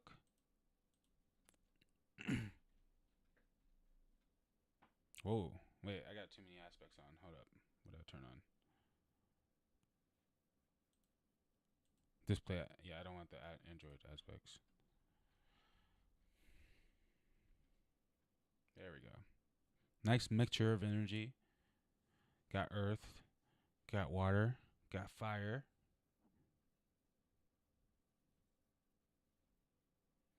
No big planets in air signs. But your 7th house is ruled by an air sign, and your sun cups Gemini, so you're very airy and fiery. Ooh, we got the Saturn retrograde in Pisces. I don't know if I said it on this stream. Oh no, I definitely didn't say it on this stream, but I definitely said it in a stream that whenever Saturn's in a water sign, it's going to give you a very interesting person every fucking time. Especially Pisces. I mean, you're going to get a person who is just unworldly the way they see the life. In a good way, bad way. You know, you guys have a strong idea of life and imagination of life, fantasy of life, creativity of life, a strong manifestation energy, strong psychological power, strong psychological intuition, psychological navigation, psychological manipulation. Saturn Pisces person is very smart, clever, knows how to work behind the scenes, knows how to go with the flow, knows how to change the flow without doing it directly. It's like a master of energy. You got to be careful with Saturn Pisces person. Okay, yeah. So before you had that spiritual awakening, you're doing psychological, spiritual, psychic, magical work, energetic work, without knowing you were doing it. You're probably running around manipulating everything.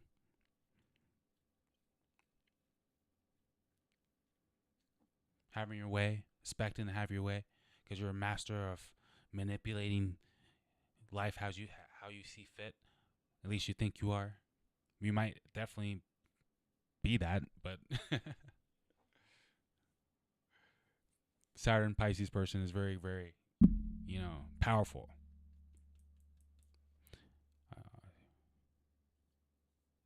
Yeah, exactly.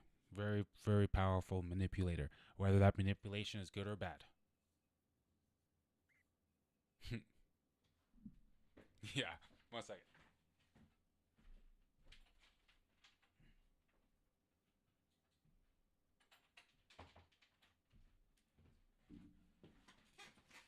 Okay, guys. If you're fucking with the knowledge, follow me on um, Facebook, or not Facebook. I know I keep saying Facebook. Follow me on Twitter.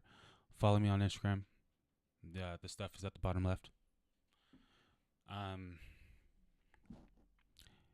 But yeah, Saturn Pisces is always fun. Always fun stuff. I can talk forever about that one.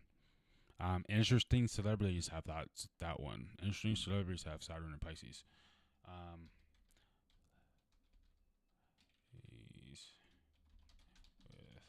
I've never done the search, but I can only think of one person right now, and I don't want to throw that person out there like that. Let's see if we can find more than one.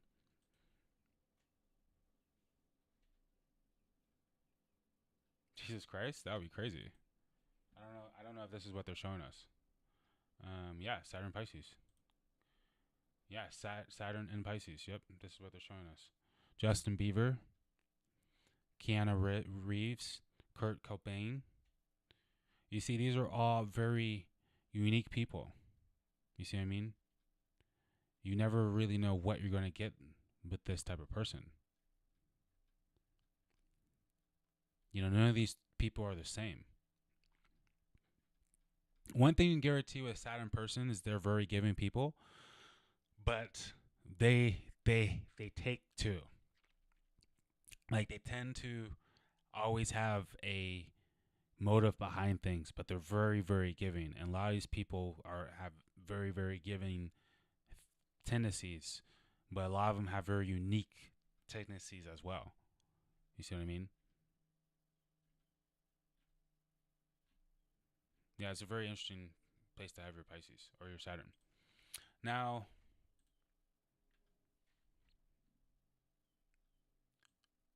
let's look at the chart real quick.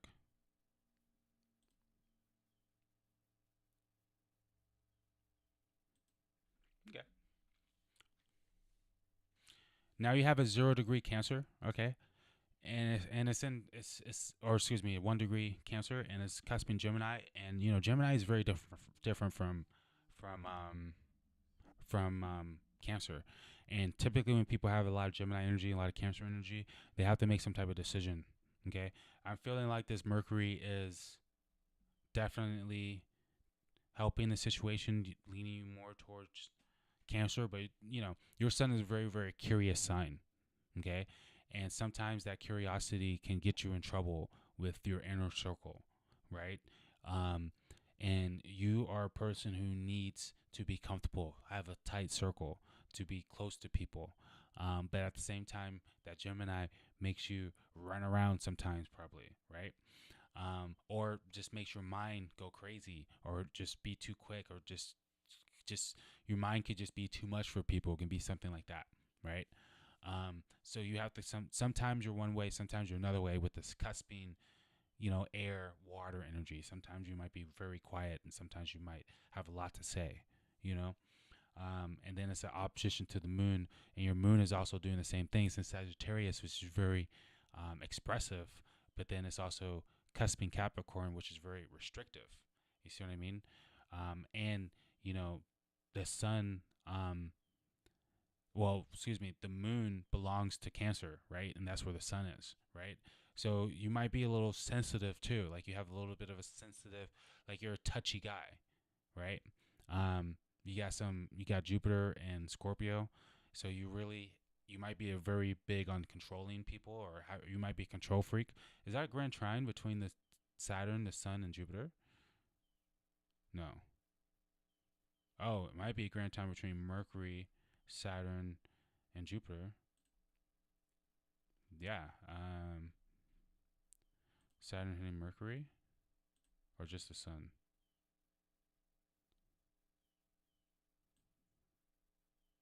Yeah, Saturn, Sun, and Mercury. So you have a grand water trine between Saturn, the Sun, and Mercury. That's very, very, very, very powerful. Time to break all that down, but basically, you are a master manipulator. Do I have the right time for you? Whether the manipulation is good or bad. I'm sorry, I'm calling you out too much. Am I calling you out too much? That sun's in that. Ooh, look how big your 7th house is. Wow. Wow. I've never seen a 12th house. Look at this. I've never seen houses like that. They're so tiny. Look how small that 10th house is, but look at those major power planets in the 10th. That's cray. That is cray. Huge 8th house, huge 7th house, huge 1st house, huge 2nd house. You have a strong sense of identity. And you have a strong need for relationships. There's Venus in 7th house, the Sun is in 7th house, Mercury in 7th house. Everything revolves around relationships. Or not everything, but you're very in tune with relationships. And I hope you're using your nurturing Cancer energy with them. Okay? Because at the end of the day, you are a Cancer.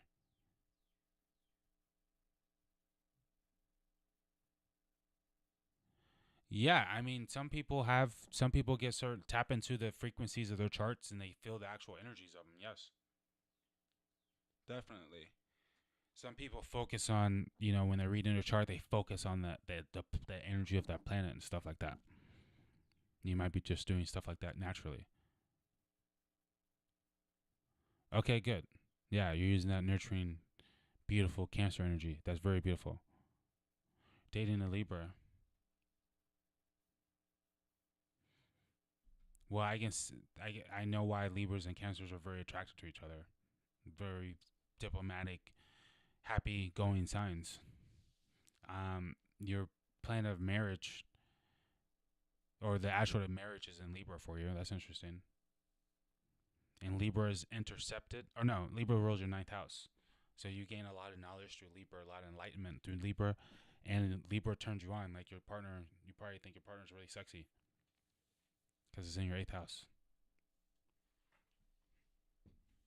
Make sure it's not just lust. I was kidding. And your Mars is also in a Venus sign, Taurus. And Taurus is oh wait. Oh yeah, I'm talking to the right person, yeah. And Taurus is Mars is what turns you on, and it's in Taurus, so you like Venus stuff. You like a girl that looks really nice. Or whatever. You like aesthetics, right? It turns you on. So your girl's a Venus, or your person is a Venus person, right? Which is Taurus energy. So yeah, I can see why you're attracted to a Libra, why you like a Libra, and you might feel a deep connection, and you might be able to. A Libra will make you feel like you can expose yourself because they see all of you anyway. But sometimes a Libra can make you feel exposed too. Are you resonating?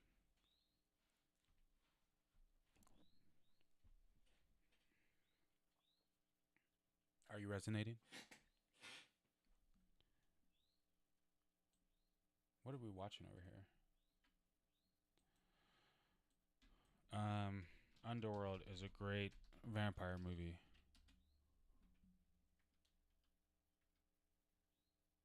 It's my stuff.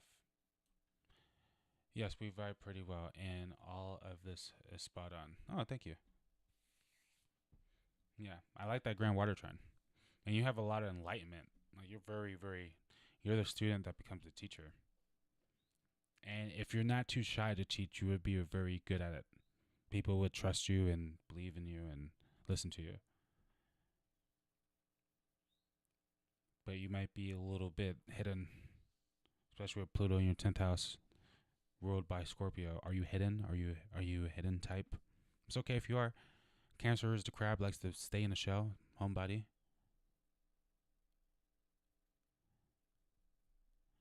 But Pluto in the 10th house, North Node in the 10th house, you got to create that light.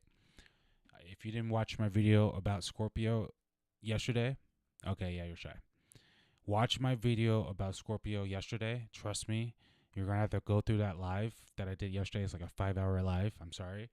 But somewhere in the first couple hours, I talk about Scorpio a lot, and you need to hear that. But yeah, you need to get over your shy stuff. Yeah, I believe it. Once you tap into that Gemini side, you become a social butterfly, and you're very good at communication. On top of that, and people want to talk to you. On top of that, people are attracted by your aura. You got the moon in the first house. You got Neptune in the first house. Like you people gravitate towards you. You got the sun and Venus in the 7th house, Mercury in the 7th house. Yeah, you're supposed to be communicating with people. Okay. And maybe it can be in a behind the scenes type way because you do have a Scorpio midheaven, but you need to get your light out there. Everything revolves around the sun. Life is about light, illuminating. You know, I don't really want to show myself all the time, so I still put myself out there just in a way that it works. Okay? For me, my style. Don't hide yourself. You're supposed to be helping people out in the world. That's part of your destiny. And North Node is in the 10th house.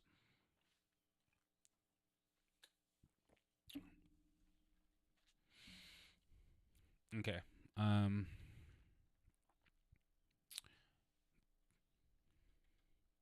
me look at your...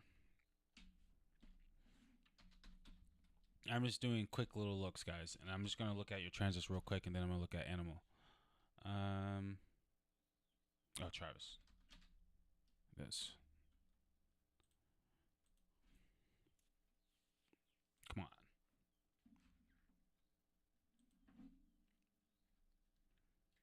on. Okay, so right now I'm looking at... Before I was looking at just your chart and where you were born, where the planets were, but now I'm looking at where the current planets are compared to where they were when you were born. Okay, so you are the inside wheel.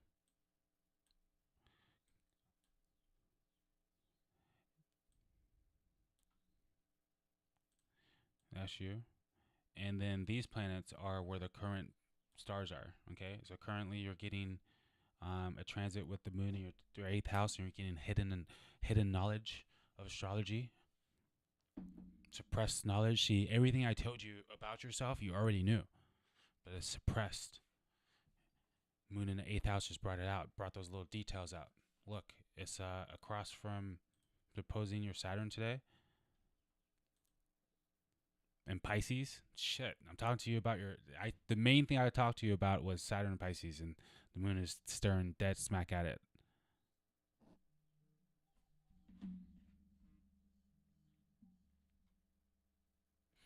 Oh shit, did I forget to respond to that? Oh man, I'm tripping. What is...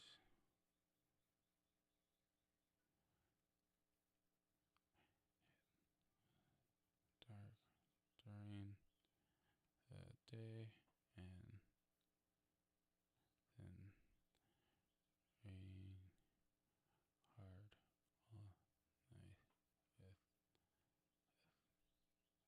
all night with lightning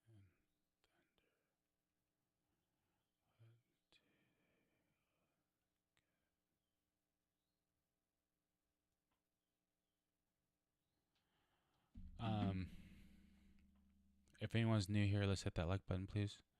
The only thing I didn't know was you said I should be teaching people, and that was resonating with me, but I wasn't sure.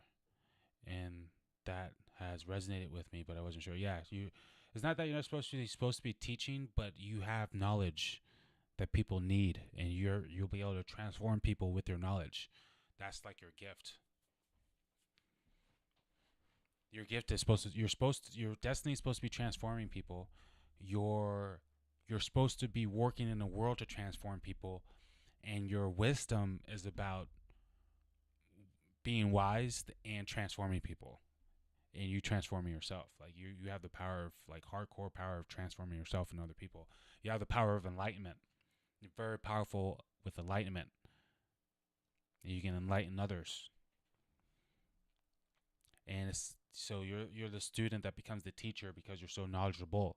But you're more like a philosopher or a guru, a priest, astrologer, motivator. See what I mean? And your sun is in the 7th house. Your Mercury is in the 7th house. Okay, Mercury is very shy in the 7th house, retrograde, because your tongue gets caught up type thing, but you have a lot of information that people are supposed to know about because it's in your 7th house. Okay, so you have to give your information in a way that works for you, works for your energy. Okay, if that means you have to work behind the scenes, but you need to work behind the scenes. Okay, because your sun is in the 7th house. Your life, everything revolves around the sun. All the planets revolve around the sun. So if you're not lighting up your sun, doing what the sun wants, and the sun's in the 7th house, getting attention, then your chart's not getting activated. Nothing's getting activated the way it needs. Well, things aren't getting activated the way they need to be activated to give you the life you want, the life that will give you vitality. You feel me? I know I'm deep.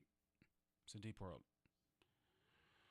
It's tough to have your sun in the 7th house when you got Pluto in your 10th and retrograde Mercury in your 7th. But that's what you're supposed to be overcoming. Are you hearing me?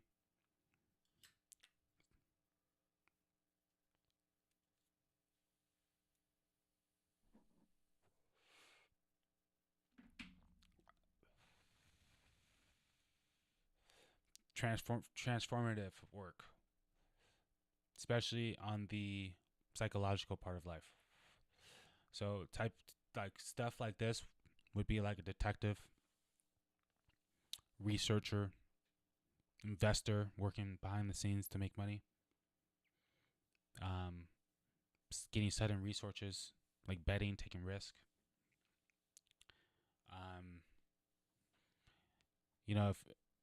If you want to do like a really deep reading on this stuff, you can go on my website, thebluemoon.com or thebluemoonandneptune.com, and you can book a career reading, gift reading. We can go deep, but transformative psychological work, counselor, healer. You have Mars and Taurus, so you wouldn't mind working with the hands, so you could be like a massage therapist type person.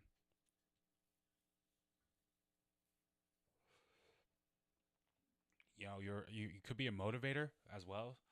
So you could be like a personal trainer or something, but maybe do it through the internet or something, or go to people's homes and do something like that. Because you do like to move with that cusping Gemini, but you like to be in comfortable environments. Oh yeah, I need to go to the next person, but I'm gonna keep talking a little bit on you. But Animal, are you still in here? Let me know you're still in here. If your mind's blown, get a reading and follow me with this information at the bottom left. I would appreciate that.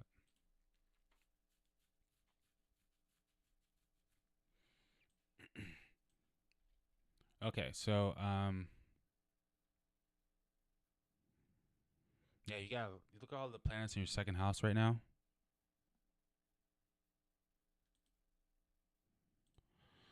So you're really thinking about what you're valuing, what you have, what you don't have, what you want, what you don't want, what you have that's out of balance, or relationships that you have that are out of balance. So you're really looking at your value right now and what you do value. And if it's, a lot of fun, then you're just going to have a lot of fun and do dumb things. That's going to make you lose more value, because I say that because the sun and with the sun conjunct Venus in your 2nd house right now can make someone overspend and just do things for abundance. I am a hands-on guy. I just got a freaking drop money. I'm not a physical trainer, but I do motivate and I like trying to wake people up to the matrix. Haha. Yeah, exactly. Yeah, and I'm not surprised you like working with hands with the Mars Taurus. Or the senses, you could be like a chef, or you want to tap into the senses. Touch, feeling, taste, sight, hearing. Yeah, but be careful making compulsive decisions right now, especially your money being in your second house. But this is a good. You have a lot of energy to make a lot of money in your second house too. But the sun can over illuminate, overdo, especially cusping Venus. But it can also bring that to you. So it's making a square to your Mercury. So yeah, don't be compulsive, because that's when the decision will be a bad decision. Mercury's in your 7th house, so this has a lot to do with people and relationships. So don't be compulsive or, too one-sided. There's a sense of needing balance right now. Animal, are you still in here? She's probably just going to come back and listen to it. Only thing I got invested is AMC. I feel you. AMC is, I have a lot in this portfolio, mainly AMC and GME in this portfolio, and the same thing in my other ones. Hilarious.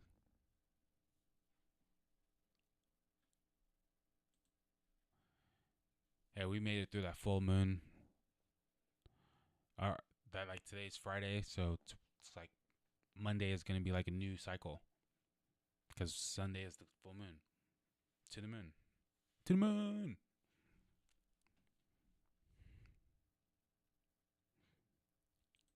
Oh man, you got Saturn opposite Venus. So do you have any questions for me with your partner? Anima, are you in here? Travis, do you have any questions for me with your partner?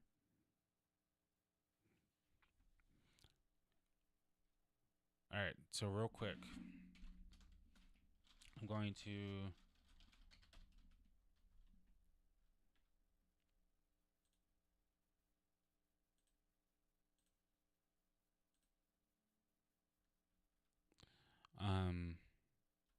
look at Monday for AMC.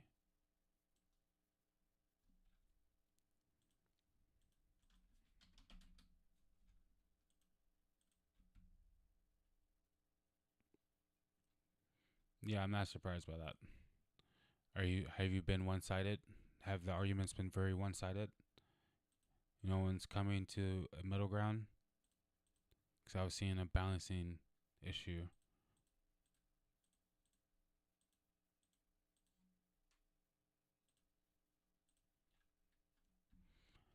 All right, first of all, let's look at the full moon for AMC, which is Sunday. Because even though it's on a Sunday, it's still a deal. Okay,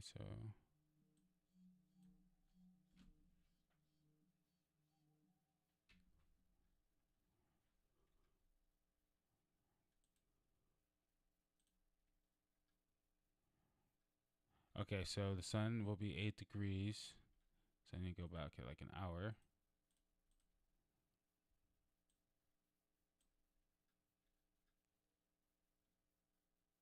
8. Both have to stay right now where I'm in Alaska and she's in Washington, so it's been kind of weird just being apart. But when we're together, everything is fine. Okay. Okay.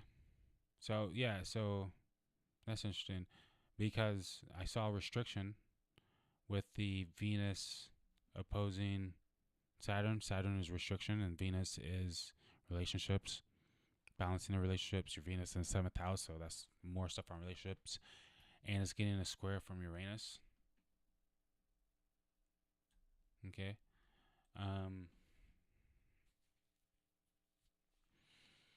So this does show, let's see, Saturn's 10 degrees and your Venus is 1. So the climax is over, hopefully. But Saturn does go retrograde, actually.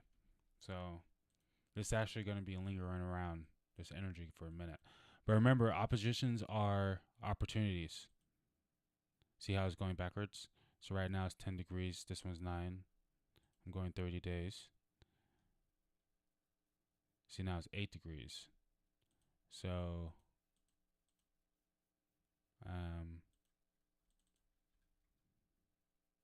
9, 9:20, 9:46.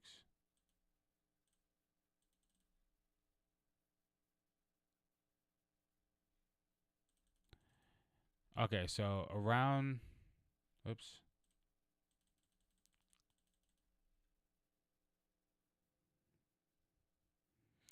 All right, around August 29th, you're going to have to really watch out for what you're doing with your relationship.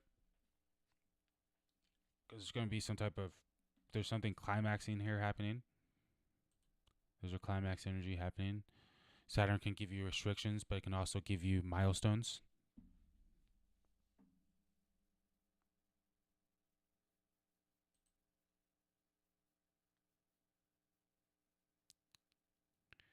Yeah, there's definitely a transformation building up in your life in general. Yeah, because it's happening in your first house. So there's something happening in your life, build up energy. And it looks like it looks like nothing but good opportunities for the most part, but a few hard decisions. You know what I'm saying? A few hard decisions. That Venus trine Neptune and Mars is really good though for relationships in your 8th house. So whatever does happen in relationships is going to be for the better. It might be a good thing. It might be a milestone for the relationship, healing for the relationship. Maybe there's some healing happening I'm seeing, potentially.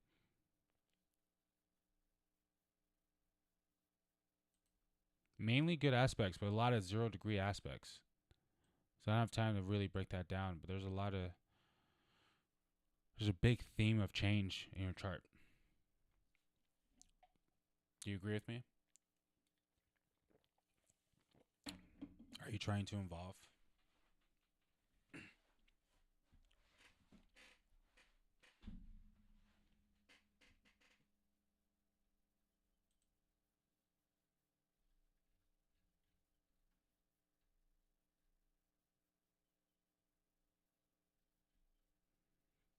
Yeah, it is an interesting setup.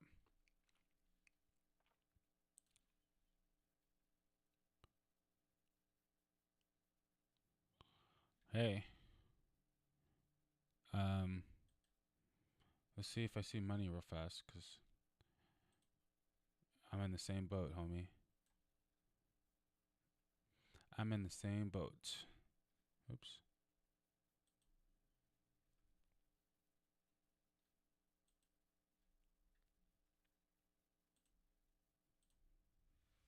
Man, where did I put your chart? Jeez.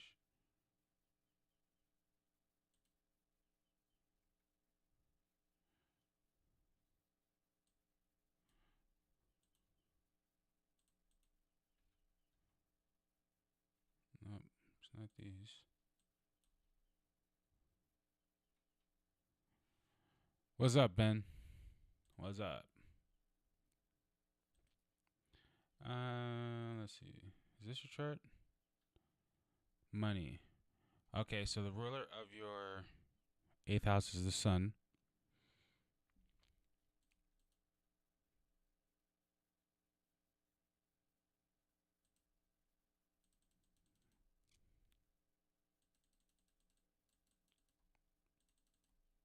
Man, we're way in the future for you.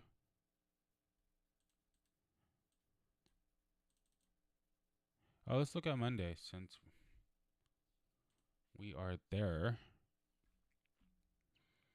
Monday, 4 p.m. Are you making money? Ruler of your 8th is the sun.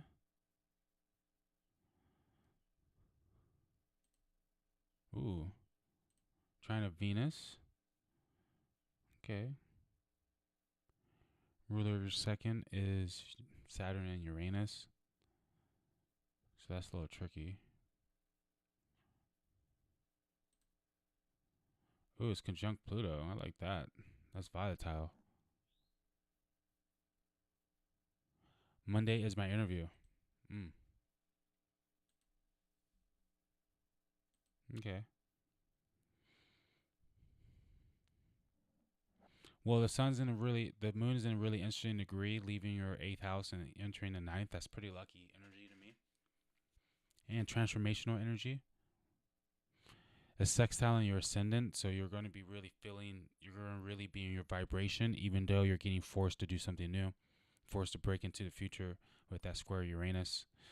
And it may not line up exactly how you were trying to see things, but it still looks like you're jumping into it like with a good energy, because you are kind of getting like thrust into a moment, the interview, I guess, and you're already shy, so I guess that's what that means. Emotionally, you're going to be you're forcing yourself to jump into it, and you're nervous, but Uranus makes you do something new. It's like an explosion to do something new and jumps you into the future, and it's going to be scary because you've never seen it before.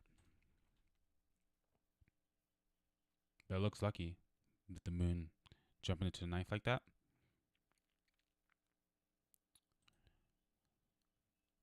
Ooh, yeah, 0 degrees sucks out of Pluto. Yeah, that's perfect for money. Having a transformation.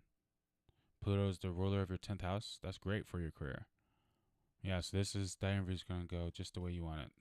You're going to get the job. If you want the job, you're going to get it. You might even get money with this transformation, with this one right here. This can suddenly change your life, suddenly change your standing in the world. I have something similar. I have a Pluto exactly opposite my midheaven. So yours is sextile and mine's exactly opposite. So we both might be changing our lives right now. It might be sudden too because it's a Pluto energy transformation. Yeah. Hey, I'm just reading the stars. Just reading the stars, man. Just like I told you, you do have that opposition to Saturn. Now, Saturn opposition can be an opportunity or an obstacle, but it has to do with relationships, resources.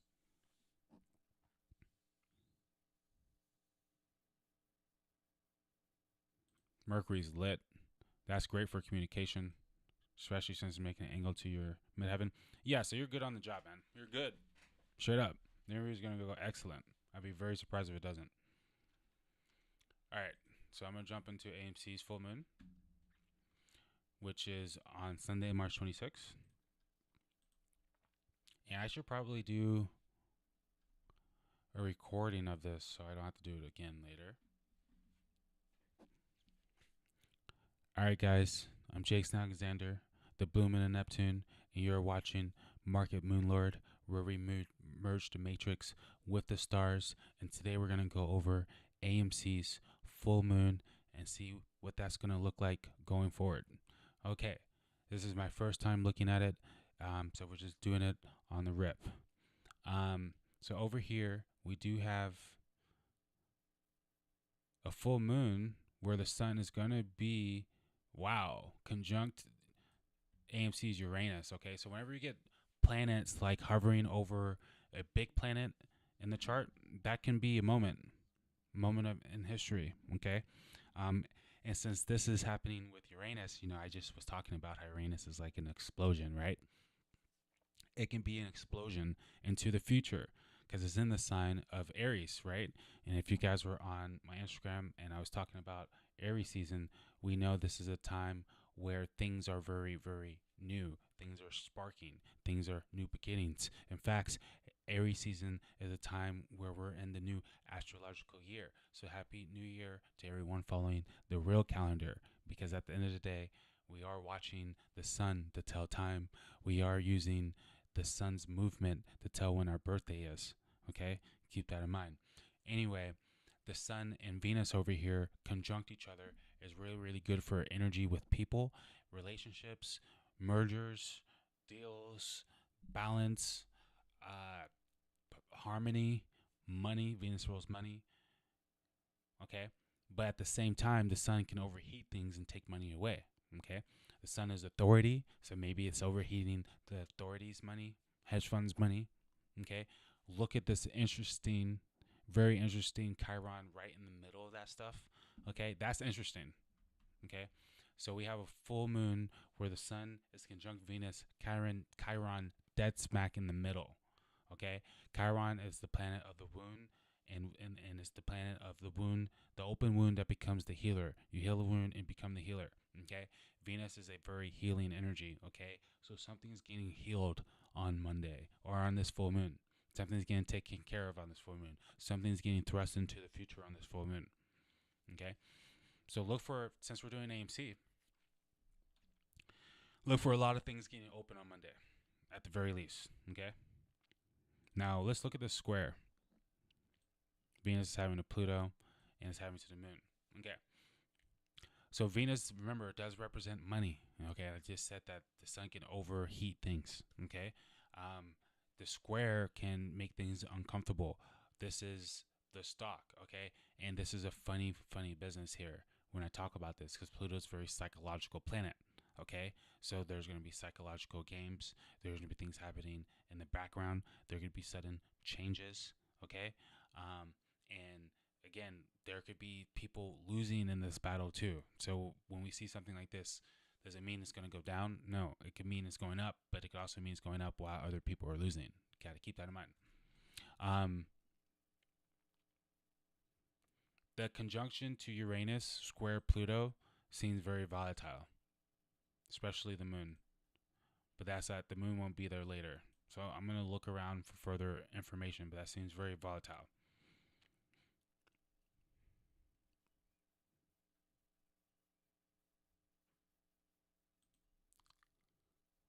Uranus trine Pluto. Pluto's in Capricorn, and it's also square Venus. It's very volatile. Very extremely volatile. The moon is just making the exact opposition to Uranus. The moon will be in Libra. Libra's the artist. Right, so I am seeing like maybe we're getting movies getting released. Maybe doors are getting opened. You know, it's making a square to psychological planets, the moon and Pluto.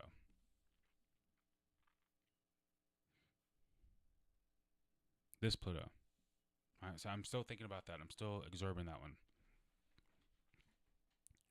Look at what Mercury's doing. Mercury's making an exact trine to Jupiter. That's really good for AMC. That's really good for good news communication. Trine Jupiter. That's really good for expansion. But then it's getting the square to Mercury, which is going to say, you know, maybe there could be bad communication as well. So we're getting a lot of like communications here. I'm sorry, but it is what it is. A lot of contradictions. Yeah, I'm doing it live. Fuck it. Fuck it. But no, I'm doing it live so I can just get it to you guys. But look at this Jupiter trine Mercury, okay? And AMC's Jupiter's exalted and is trining the transiting Mercury that's in Pisces conjunct Neptune, okay? So that's really good for like information on the movie business, the Hollywood business, and AMC is Cancer energy is lit. So that's really bullish energy. Let me see what that moon's hitting. It's hitting Venus square. Oh yeah, we saw that. Yeah, but that Jupiter, see, whenever Jupiter is involved, especially with Mercury, that can be very good expansive news. Yeah, exactly. Someone said that's all the manipulation news, probably. Exactly. So I saw manipulation before in other videos. And look, the Saturn trine Mercury is very beautiful for new information involving the new structures, getting new structures. And the trine to Neptune is like new beginnings to new fantasies, new worlds. So I'm seeing it at the very least, new movies getting released, new good news coming out. But we're also getting a little bit of bad news coming out too, but a lot of good news. This is a climax energy. And so far, I'm going to say the exaltation of AMC's Jupiter right here is running the Mercury war between Mercury and Jupiter right here, and then this Mercury square Mercury. This Jupiter is super ugly.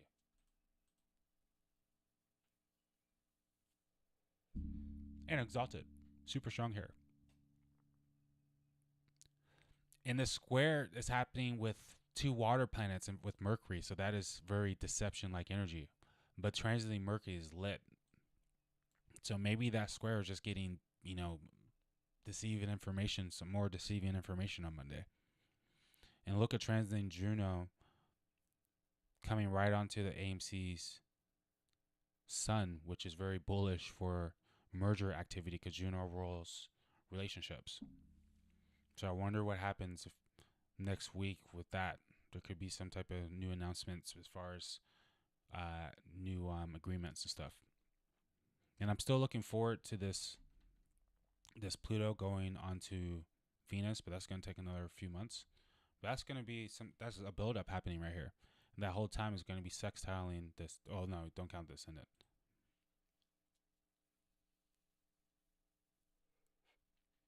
I don't know the time. Not using that. All right, let's look at the North Nodes real quick. North Node is 6 degrees Scorpio. Let's see.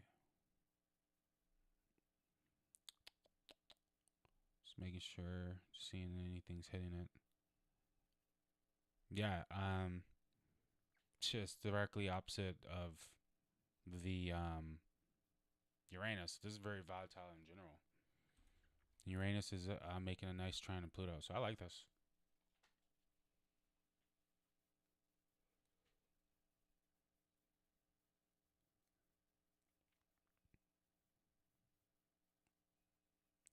Maybe, yeah. Someone said, I saw that someone, the CFO sold 100 shares today. Maybe that's some deceiving info. Yeah. If I was the CEO of GameStop or whatever, and I had like, a few $1,000,000 sitting around, and I knew this whole situation was happening, and I knew the moment I dropped really, really big news is going to make the stock go really, really up. Maybe I make it go down for a little bit so I can get in even at a cheaper price, just to watch it go even higher.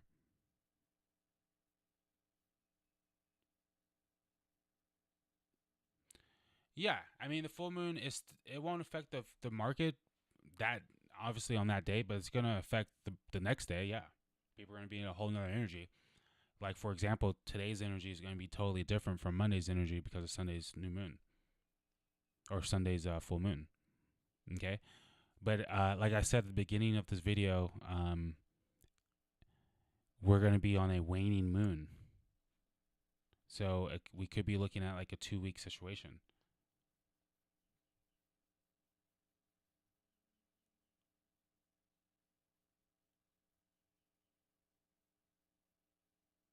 Okay, I see. Hey, March is open. We were having the full moon on Sunday, and I remember the first day you mentioned that full moon to me. That very first time you mentioned that full moon to me, Jacob. I said yes. I would have guessed Friday, the 26th before the full moon, or the Monday after the full moon. Okay, and that's still before. That's still 2 days before April. So yeah, guys, I do see a climax potentially on Monday or Tuesday. Remember, the things happen a day or two after. But at the beginning of the video, I was talking about how there's a climax. There's a stronger climax energy on the waxing moon than the waning moon. So we're going to be going from the waning moon to the new moon, and then to the new moon to the full moon. But Monday can definitely be Monday Fun Day. I wouldn't put it past this astrology. I mean, the chart is looking interesting for volatility on that day anyway. Yeah, and I do see some good news, but I see some bad news too. And I see some potential thrust into the future type news, or doors opening type news, or new movies coming out type news. And if you saw me at the beginning of the stream, I said on the 26th of May, that looks amazing for, I don't know if I said GME or AMC or both of them, but yeah, I think I did say both of them look amazing. That full moon looks amazing. That's the next full moon. I'm just saying. Yeah, if I said that this next waning phase of the moon could be a big colonization phase, and we could be waiting until the end of May.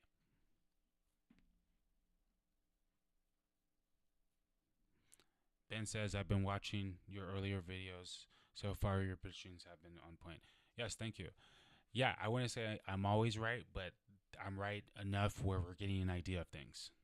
Right? I explained early in the video where, this is a game of getting further information, of using our fundamental, our technicals.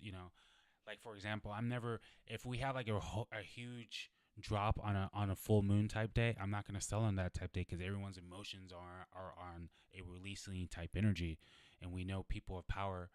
Jacob mentioned earlier, hedge funds are or millionaires don't believe in astrologers, but billionaires do, right? Billionaires use them. And Forbes said that. You can see that on my Twitter right now. Okay, so keep that in mind. Like, if I were to try to get a whole bunch of people to become paper hams, I'm gonna do that on a full moon type energy. Okay, or on a waning type moon. Okay, the fact that they barely dropped us today tells me that they're running out of ammo, and I know that's like cliche, but that's true. Like, they're just not keeping us down. Like, it's not happening. It's like it's getting more obvious that we're not dropping. We're not selling. We're going up, guys. Straight up. AMC was like $5 a few weeks, 2 weeks ago. So yeah, we are a go. So I'm doing this live / I'm gonna make this a video later. So if you're seeing this later, I'm the blue moon of Neptune, helping you navigate through the illusion of life. You're watching the Market Moon Lord, where we merge the matrix with the stars. Don't forget to comment, like, and subscribe. As always, I appreciate you guys, and shout out to the chat. Until next time, peace. I feel we have a strong community. Yeah, it's growing. I'm feeling it. I was thinking about it all day yesterday. I was like, I gotta get back.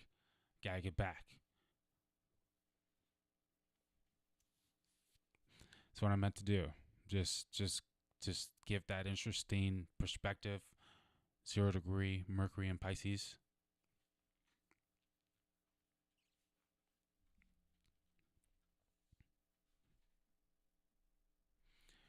Man, it's a lot of work though. Tell you what, yesterday I lost my voice.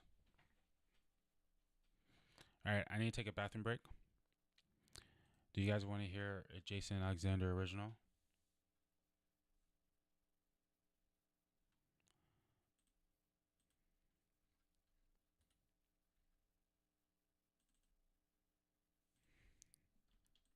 All right, here we go.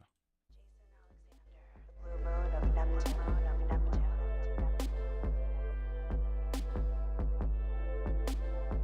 I wanna come back to you. Baby, just fall for me. I know you want to. Maybe just let go. I will catch you. I know I scared you. I got red flags, but when I see you, I wanna change that. It's scary for me too. I don't like attachments. I could be abandoned, so I don't do commitment. Don't know what to do, cause I fell for you. Gonna come through, cause I miss you. I wanna come back to you. It's true.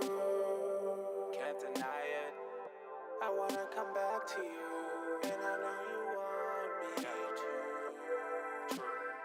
But we don't know how to compromise. We don't know how to see eye to eye.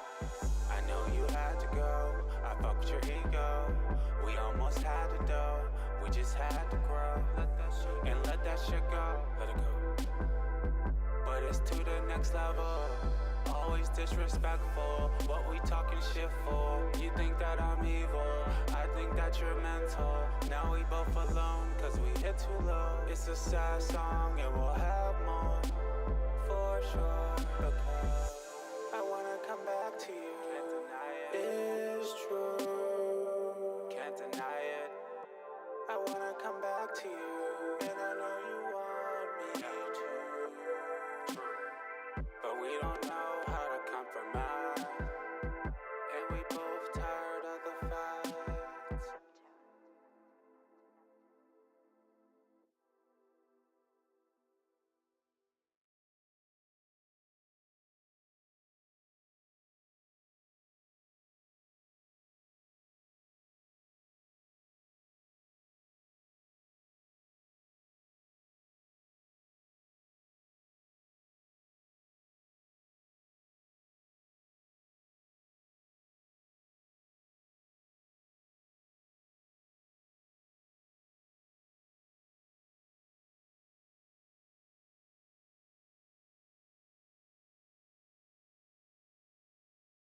Whenever I see AMC drop like that, I just like say bullshit.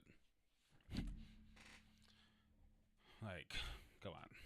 That many people did that at one time. And if the institutions did it, it was just manipulation. Why are they doing that at this point? We went down, 6% today. After we had like a 20% day, like this is just like caused like consolidating day. Like everyone would probably know this is gonna go up. Like what the hell? See, it's like doesn't make sense to sell today. Really doesn't.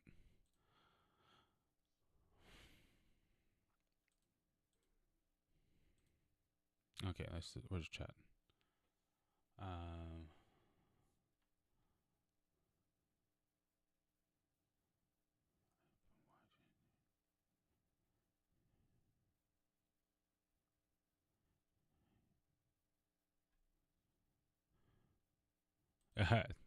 Thank you. I appreciate the comments. I made the beat too.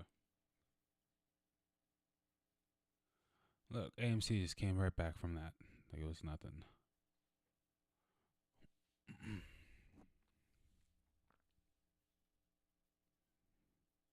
Alright, guys. So I'm running out of ammo. I don't feel like even looking at GME right now.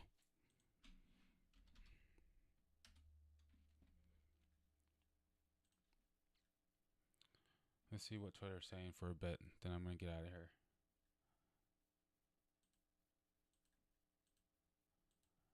Oh, did anyone name their favorite vampire movie? Was I the only one with a favorite vampire movie?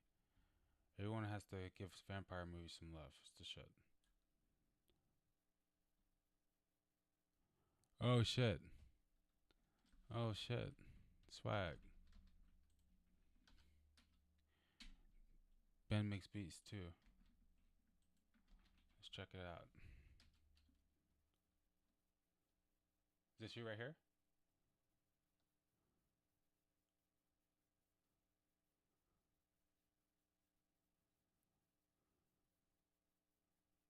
This you?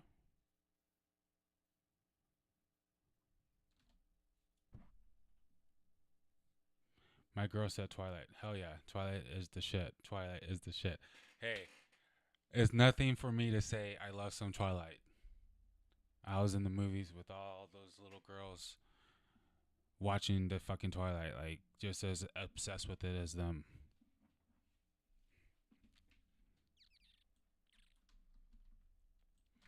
Like I remember going, it would be like a whole bunch of little schoolgirls, right? And they were just like so excited for the movie, and it's like me, I'm like, I'm like 18 and I'm like grown man. Okay.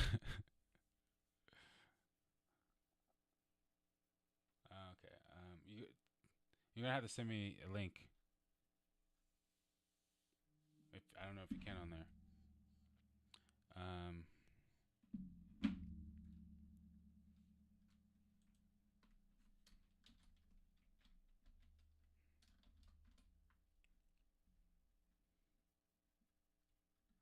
Yeah, it keeps popping up that dash.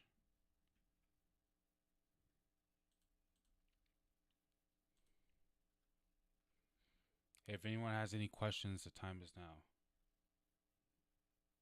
So hard. Charlie goes so hard. Edward's such a G in that movie. I can't wait to see him in Batman. I'm excited for that. He deserves that role after he played Twilight. Shit was so. I love the music of Twilight too. I wish I can play some of it.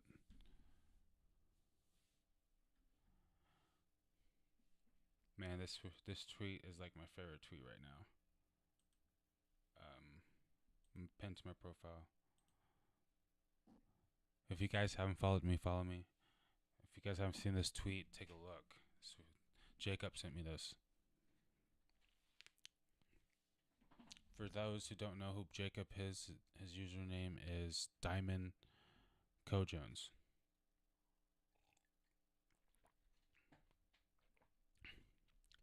Bro, Twilight goes hard. Yeah, that's the whole cinema of Twilight is so swag. It takes you to a whole nother world. Like, hey, my girlfriend doesn't want to watch vampire movies. It's pissing me off. You're lucky to have her as a girlfriend. Congratulations. Is she the Libra? Yeah, that's good for a Libra. That's a very Libra-like movie because it's very cinematic. and very aesthetic.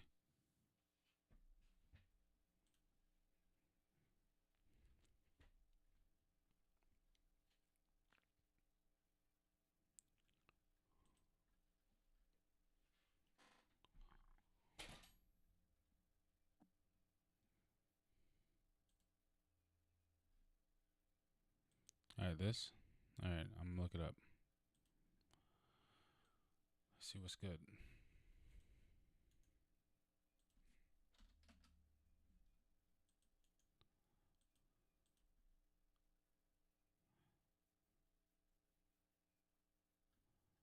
This you right here? This is one of your beats or no? Or what do you mean on music? I don't want to play the wrong thing.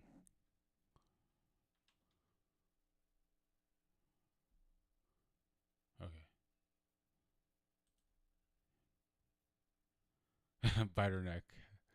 I know, right? I don't know if I want to give her immortality though. Oh, I can't play that video. Okay. Should I Google it?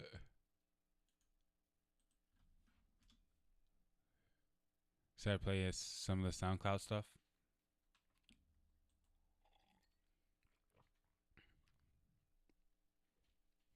Yeah, she doesn't deserve a mentality. She's gonna have to switch how she does things. If I want to watch Twilight, we're gonna watch Twilight. Period. I'm gonna get me some at work. No homo.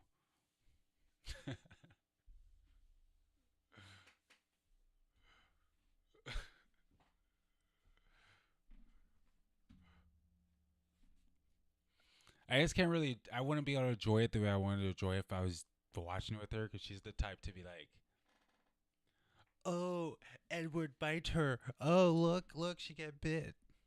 She like ruins it. She can't tap into that side of her imagination sometimes. She can only do it if it's like some love story, some romance or some shit. Fuck that. I don't care if I have Venus and Taurus in the 7th house. Trying to see me some action, some vampires. All right, should I play this music, or let me know if you have anything you want me to play. I got you. Let's check out my SoundCloud since we're here. I don't even know if we're gonna be able to search it. Jason Alexander. Oops, I can't even spell my middle name. There I am.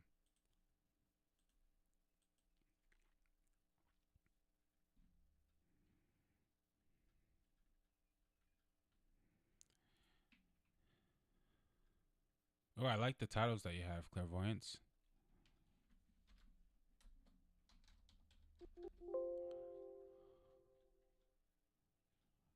Cooler.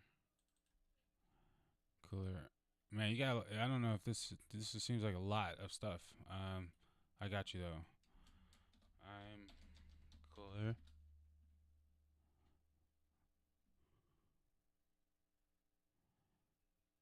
Hey, you're gonna send me a link. I'm sorry, but I'm not finding it. There's too many.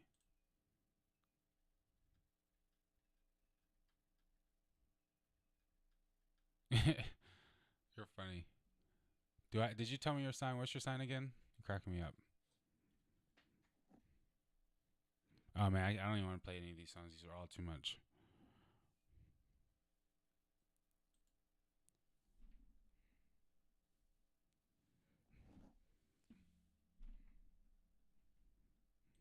All right, here you are.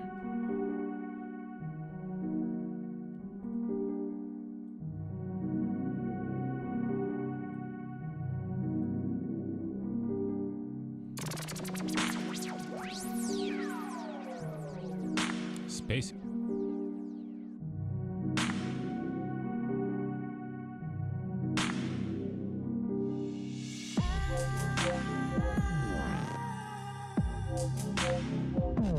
Oh shit.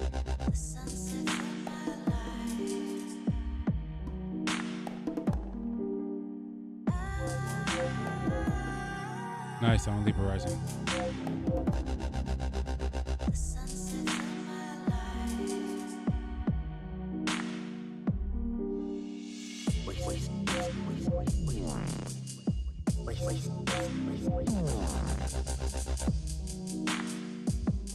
It's definitely trippy.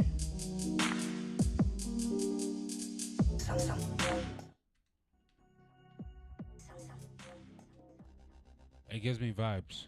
I like that. I feel like that's a vampire type song. Are you a vampire? Are you a vampire? This song belongs in Twilight.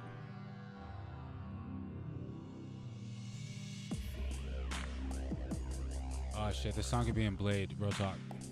This song could be in Blade, and you guys know Blade's my favorite vampire movie. Oops. Sorry. I'll get you guys back. Hold on. I like that. I like those vocals right there. Damn. Vibes. What do you use to make music? You got an interesting taste, my friend.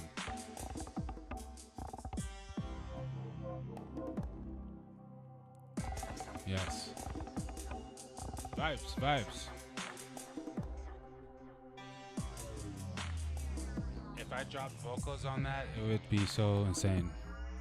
I can get on any beat, but I have to like do it creatively. I could freestyle it, but it would not be what I would want. Sometimes I can, but sometimes I can't. You'll rap it? Oh yeah.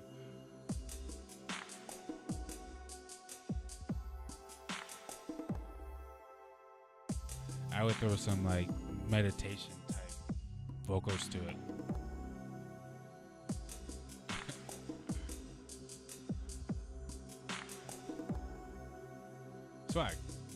Swag, I'll give it to you.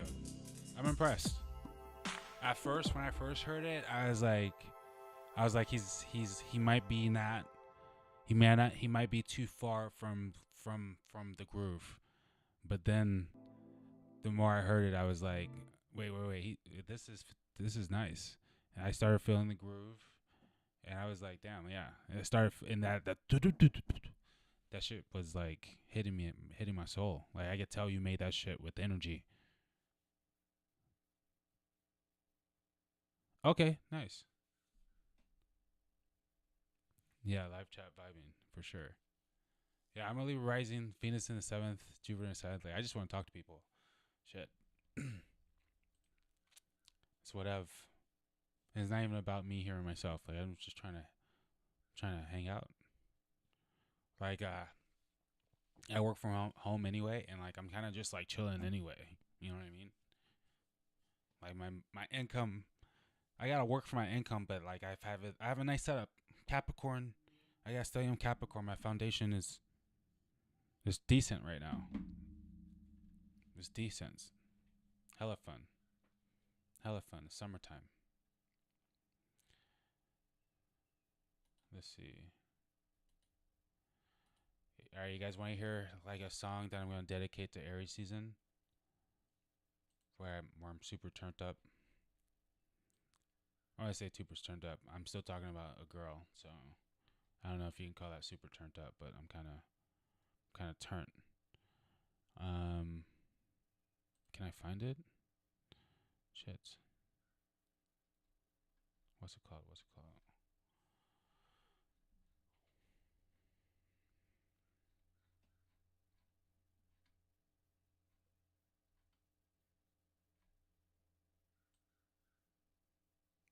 Man, how can I get this song? I'm trying to remember. It's on my phone.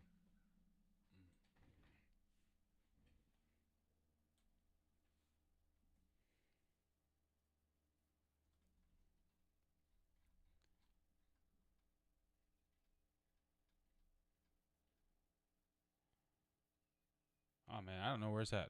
It's on my phone, but I can't plug my phone in at this moment. I'm true, I'm young, well, witty. Use my Godspeed to wipe the hell off the city. Hell yeah.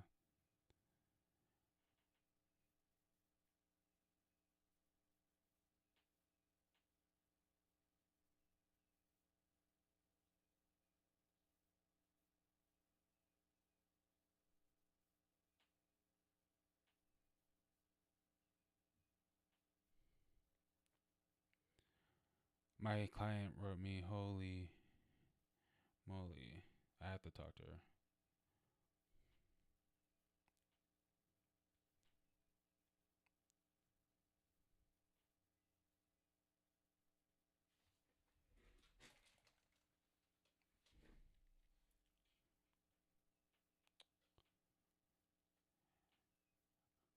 I like his existence almost. Yes, more vibes. It's Friday. We getting lit. um, Here, I'll play something, but it's not this. It's not the song I wanted to play. But I'm still fucking with this song heavy right now. It's one of my favorite songs. In fact, I'm not even done with it. I have to re-record it. I kind of didn't know the words when I was recording. I was reading it, but I still fuck with it. I still like the recording. I have 2 versions, so this might be the wrong one. Hold on.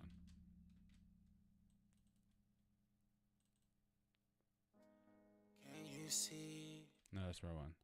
Can't you see? That's the right one. I need you here with me. Low key, the memories, they're destroying me. I know I made you leave, and that's killing me. I should have made an apology. You know that's hard for me. I guess it's an ego thing, makes me do evil things. You know I wanna change. I don't want this pain. I miss the way you sang. I miss everything. Miss the love we had. I miss the sex. Yeah, love when you're on top, leaning on my chest. Love it when you make that ass pop. She love it when I make my chest flat. She Latino, she called me Poppy. Now she call me her ex-fling. Sad ain't we? Can't lie, I'm salty. Gonna fuck another bitch if you don't call me. No sucker, I won't call her. Fuck another and think of her. In a life we're together. Let's try again, we can do better. It's now or never. You know I miss you. So stop this, just the issue. Yeah.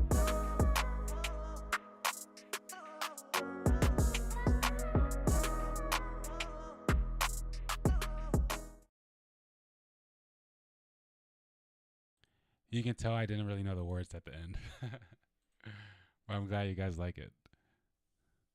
Snaps fingers like open mic night. That is one of the few songs that I have that aren't my beats. That's not my beat.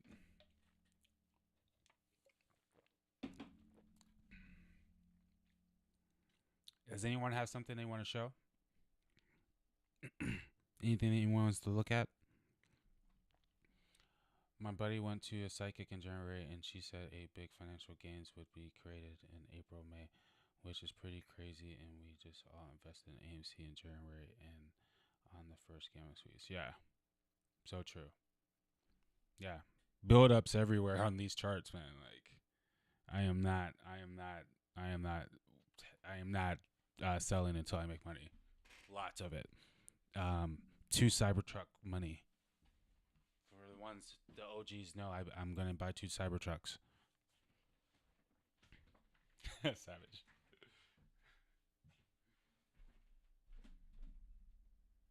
One second.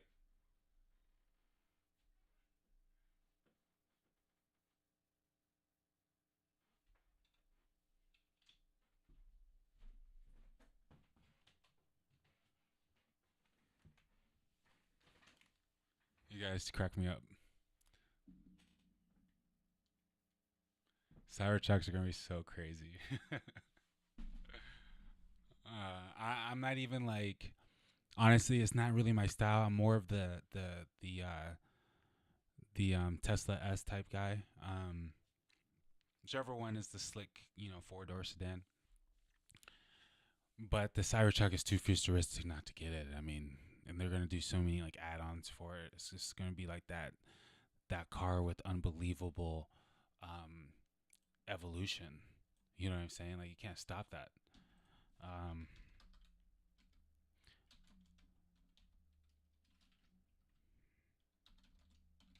You just cannot stop that, man. Like, you can't deny the swag.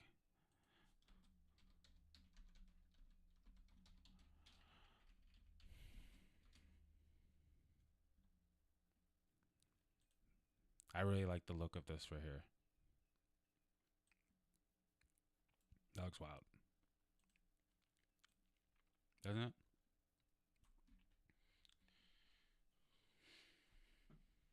I know they're not gonna get the 4-door or the 4-wheel right there, but still, that is crazy.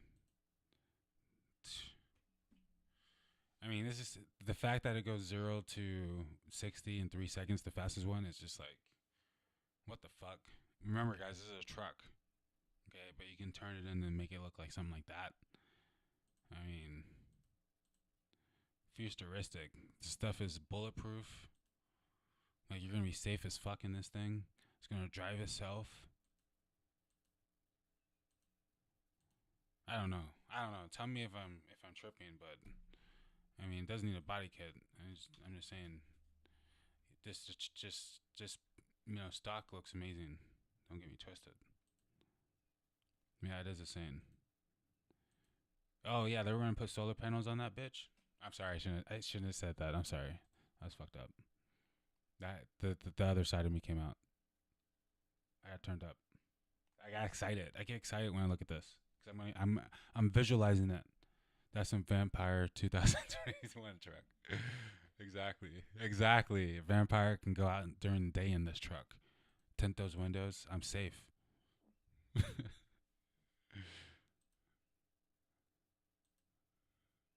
Yeah, it's gonna be so sick. All right, let me text my client. She's texting me.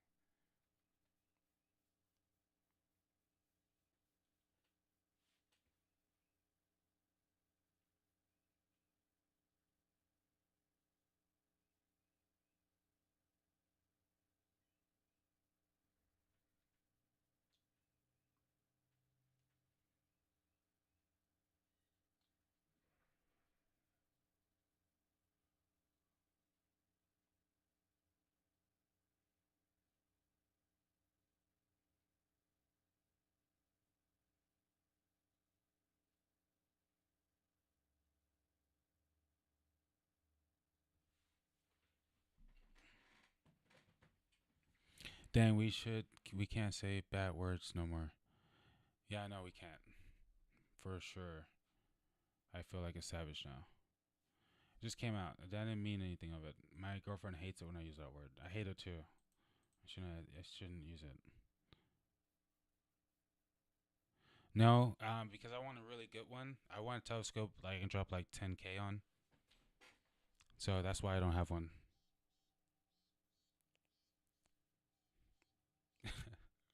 Straight up. I wanna see Saturn's rings.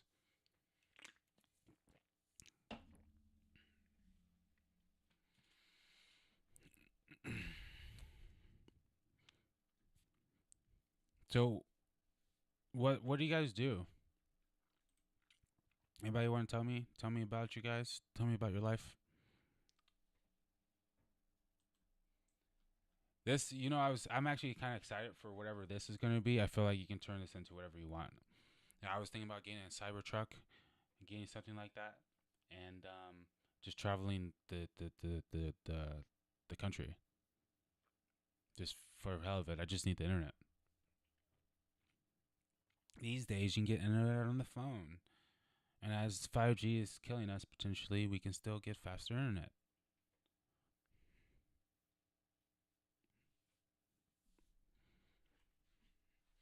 Oh, so I guess I might as well tell you guys what I see for GME's full moon, because I saw something very interesting for GME's full moon last time. So let's get that out the way. Let's get that out the way. Oh, that's you guys. What am I doing? Stop it. Okay. Guys, if you didn't know, I posted a video today on my Instagram about the full moon. So check that out. Check that out. Pow pow.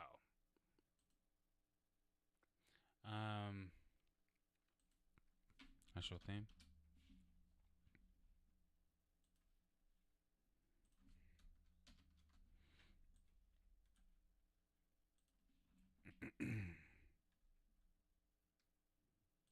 Alright, so we're going to pull up GME's full moon. This next one. And we're going to pull up the one that we have the big climax on because it's going to be very interesting to you guys.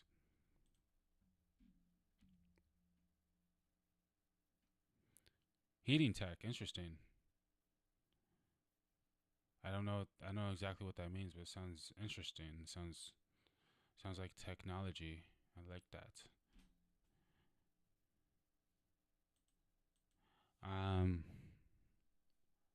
What was I doing? GME.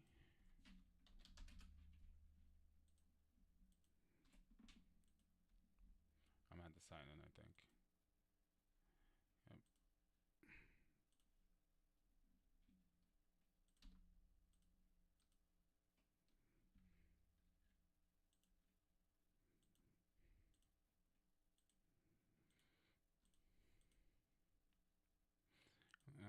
I'm gonna pull out everything.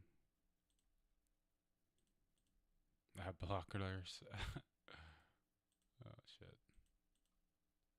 I have like one of those single eye binoculars. That's all I have.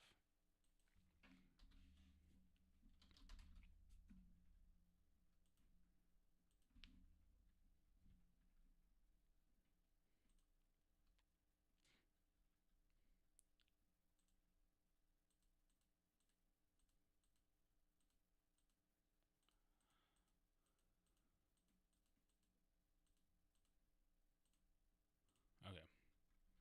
So I'm gonna do my recording thing like last time. I'm gonna drink some water. Oh, let me get the dates right. Let me do that first.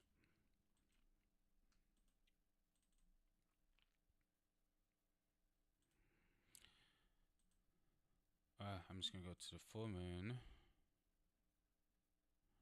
which would have been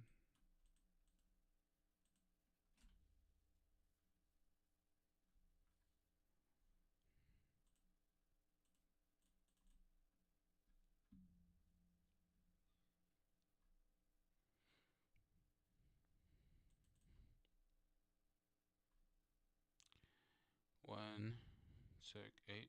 Okay. 7, 8. Oh no, it's on 9. No, it's on 11. 9, 9. Okay, that was a journey. So 28th. And then this next one is on Sunday. Oops.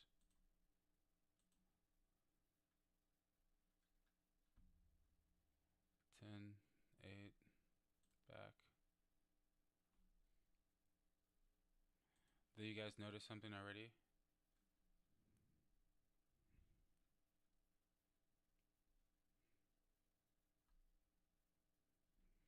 Okay, let me see the chat.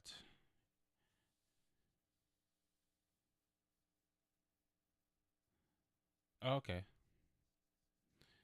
Hey, my hot water heater literally just bursted. Like the top of it is leaking. It fell onto the floor. I'm getting people to come out to look at it.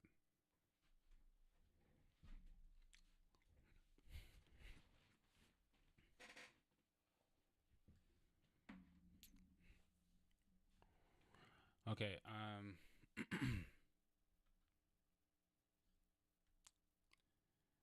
I gotta get ready. This is the video we're gonna put out.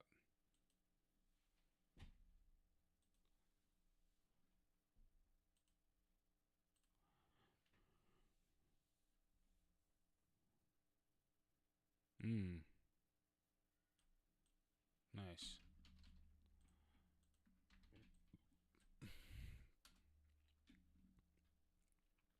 Wow, that looks great. Ooh, it's expensive.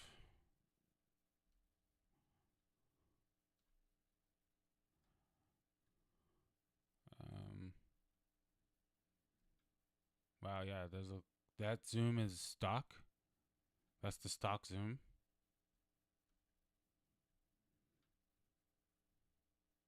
Damn, I think it is. Wow. Swag. You knew that off the stock?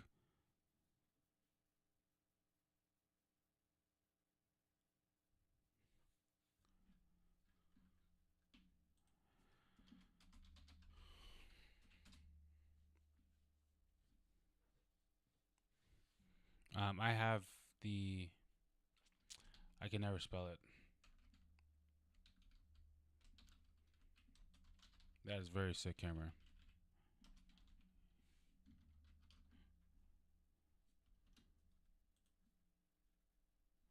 I have this guy.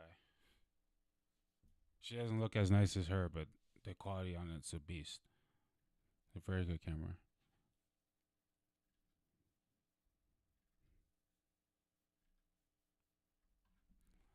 Okay, so the other thing I wanted to pull up was the chart as I show you what I'm about to show you. Let's get this nice and perfect. I don't know if it will record everything on here, so I should record for here too, but I'll have to do that later. I want to see if it will record it for this too. Let me see. I'll just record everything on my screen. Because people watch me on Trading Views. It's awesome. Okay, so these are the links I want. Let me drop some of these links.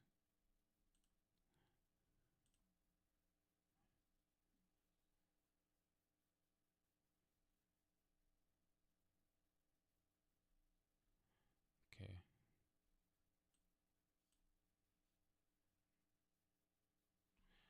Okay.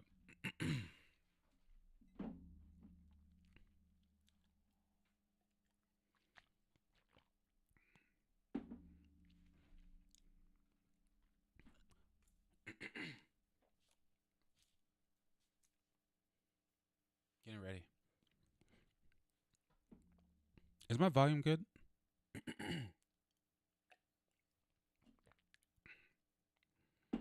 Often wonder that. Okay. What's up, guys? It's Jason Alexander, the Blue Moon of Neptune, here to help you navigate through the illusions of life. And today, you're watching the Market Moon Lord, where we merge the matrix with the stars. And we're going to be going over the next full moon for GME Gamestop, which is March 28th, March 28th, 2021. And I also want to show you the full moon we had January 28th. Now, if I pull up Trading View here, we can see what happened on January 28th. Oops. And look, what do we know? We had our biggest day on that full moon, January 28th, right? We went all the way up to about 180 something, right? And so this was on that Thursday when it all happened, right? When the first squeeze happened. Now, this is the next one that could potentially be happening on Monday, okay? Because this is the next full moon that is in nice harmony with the last full moon that climaxed us the first time. Now, this is one I want to show you. You see how the moon right here is 9 degrees at the top? If you look at the top left, it says 9 right there. It could be a little bit louder. Let me turn up my volume real quick.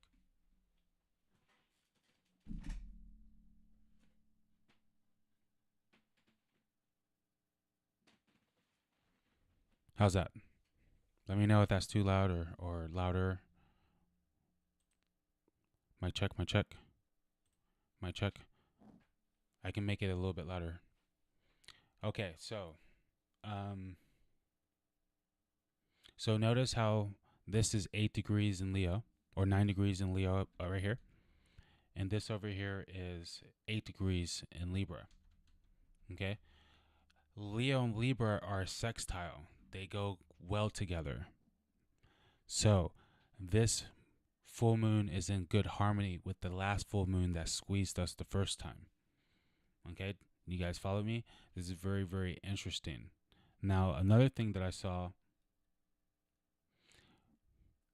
was what's happening with the Saturn. Saturn and this full moon is getting a trine from the sun and a sextile from the moon. And this time it's getting the sextile from the sun and the trine from the moon. It's the same exact setup, just the other way around. This is very, very interesting to me. And look, this one's even closer to hitting each other because there's 0 degrees, while those were 1 degree apart. Okay, so tell me if that looks interesting to you guys. On these full moons that are in good aspects to each other, 1 degree apart from a sextile, they are in sextile 1 degree orb. To me, that's extremely interesting for the full moon for GME. This is very climax type energy. Okay. So I just want to bring that to your attention. When I first looked at this chart, I was like, wow, this looks very similar to the first time it squoze. And this is true. Now, I'm going to further look at this chart and just tell you guys what else I see during this day. Okay. So Saturn is lit just like it was last time. I really like seeing that.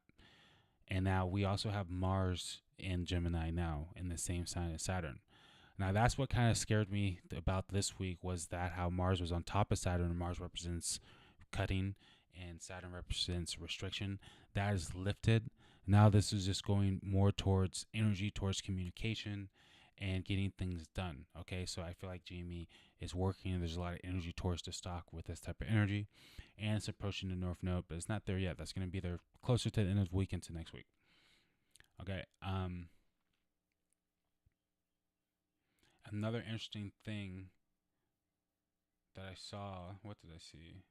Yeah, the Sun is conjunct Jupiter, which is really good for expansion energy with the company's reputation and getting seen. And it's also got a conjunction to Uranus, okay?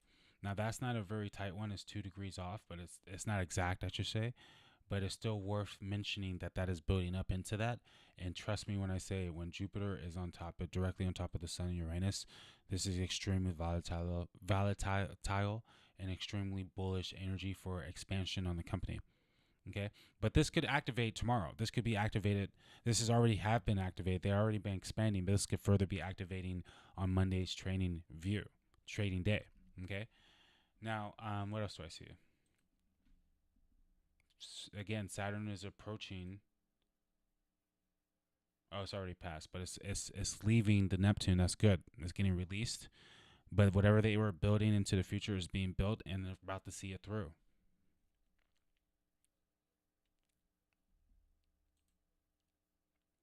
So we do have a Uranus square Neptune.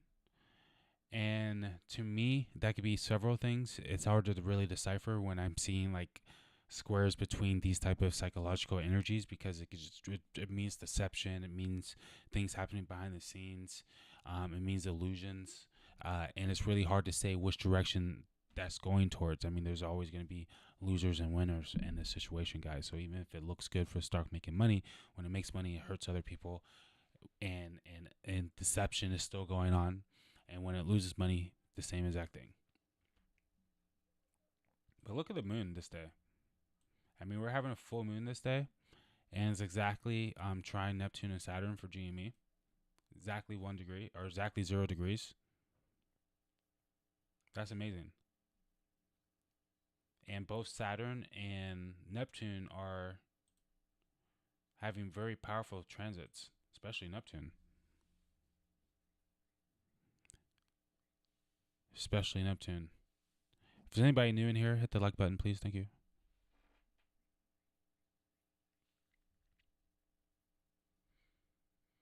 And this is the artists. This is the people. This is in Libra. That's very, very nice energy.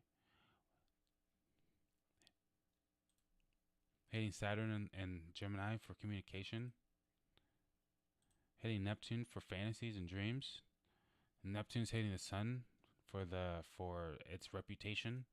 Sextiling Venus, being liked and being seen aesthetically and being liked. That's good for mergers too. Square Uranus is just get further energy to make things explode into the future. Conjunct Saturn, breaking through. That's amazing energy for GME. So do I expect volatility on Monday? Yes. Do I expect it to be green on Monday? Definitely.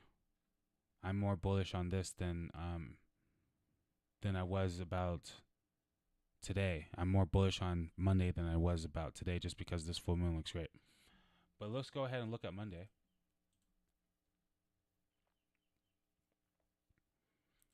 And we'll go to 9 o'clock. No, we'll go to 12 p.m. because that's when the shenanigans happen.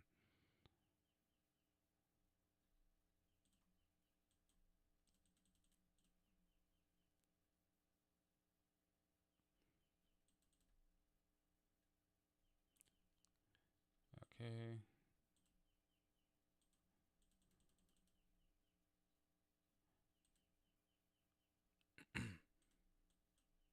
I want to go exactly at 12 because that's what I wanted. Okay. Oh, yeah, we got double zeros. We're good. I like it. Okay.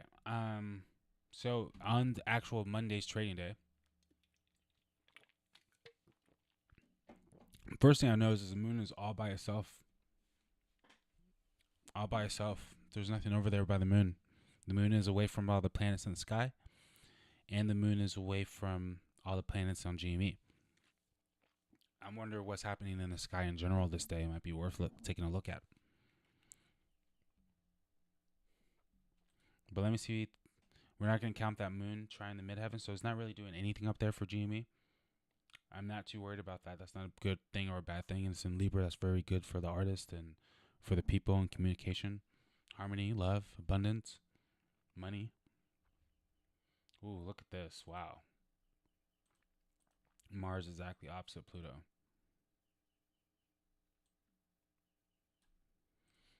15 degrees. 17. So it's approaching that. So that's sharp. That is sharp energy. Those are like two knives coming into each other. Two knives coming into each other. The planet of competition, taking action, the warrior competing against the scorpion, the fighter, the transformer, the green ripper. This is scary. It's volatile for sure. See, when it's opposition, it's an opportunity or obstacle, and it meets in the middle, and we don't know where it's going to go. You see what I'm saying? I don't know where it's going to go. If you look at most of this chart, we're not getting too many aspects, are we? We're just getting a few things to look at. But you could say Mars represents surgery. Pluto represents death, right? But then you can also say Mars represents energy, the spark, the beginning. And Pluto represents the beginning. Through death you have life, through life you have death. I don't know if you have life through death. Maybe you do. I feel like you do. Sometimes you do. Sometimes people have to die for life. Yeah, you do. It's happened true.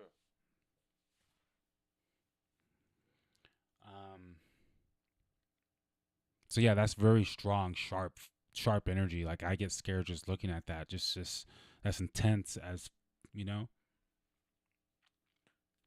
But we gotta look at everything to get further information.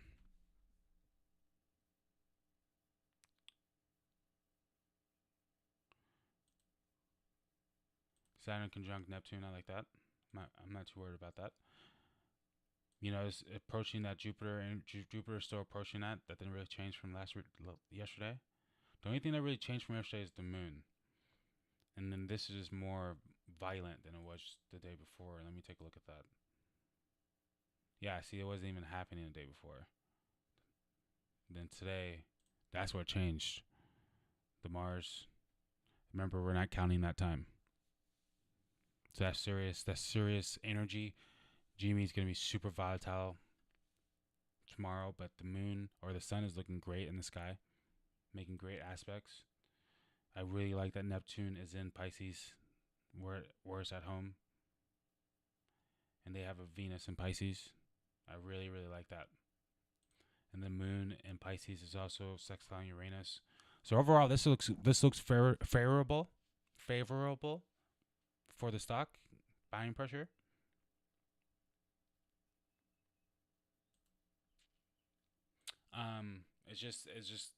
It seems very violent with this Mars opposition. Very, very violent. So things might be moving very quickly with AMC or GME on Monday. I definitely believe in that. Just get real just to get some more information, I want to go a little bit earlier in the day, 6 a.m. We get an aspect to Pluto, transformations, opposition to Mars, violent, strong. Pre-market's going to be very, very, very. Oh yeah, the pre-market is coming off the full moon too. You see that? So that's 17 degrees. That's 8 degrees. So the full moon is still kind of active in pre-market, and then it's hitting Pluto for a transformation. So pre-market, I'm gonna wake up early on Monday. You heard it here first. Wake up early on Monday, just to make sure, because this is very quick energy too. And let me go forward into the day. Well, we're gonna be at 6 p.m. now.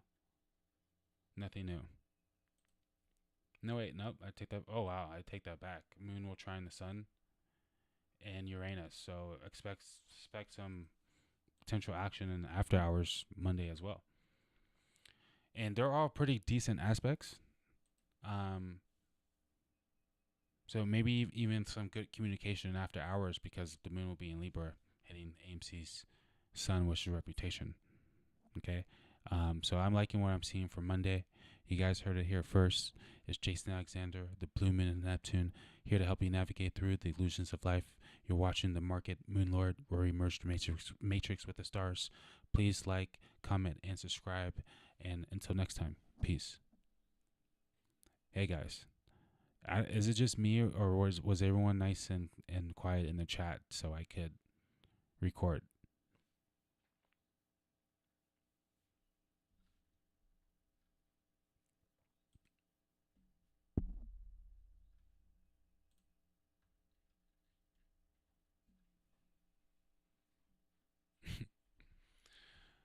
Ah, man, that was a lot of work.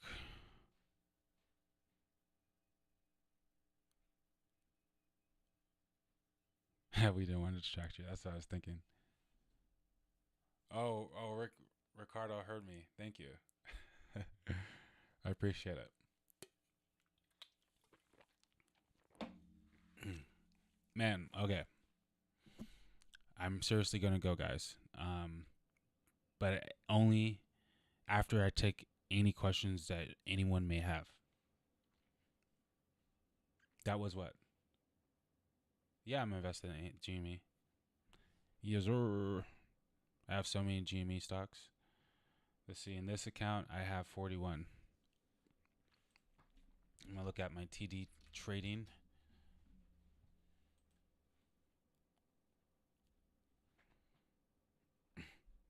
I haven't opened this account because I know I'm further down in this one.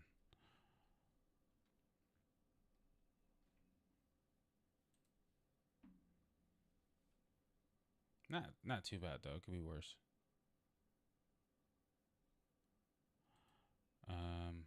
Hold on.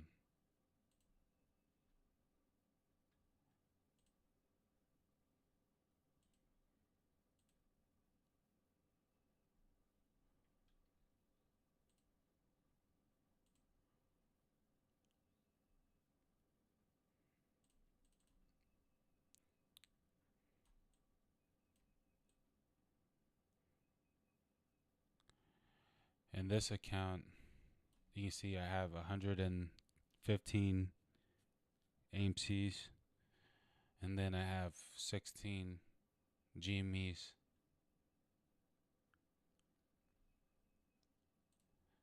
And then I have more. I got them everywhere. I got them everywhere. I got them everywhere. Two Cybertrucks.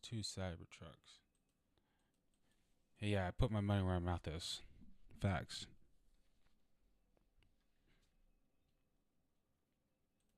Put my money where my mouth is. Yeah. Put my money where my mouth is. I got another 5 GME right there. Oh my gosh. I got too many.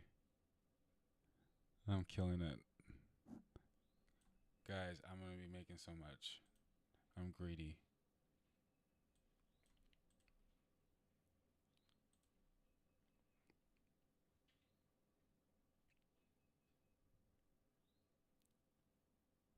Yeah, I can see them trying to cover a little bit in the AM.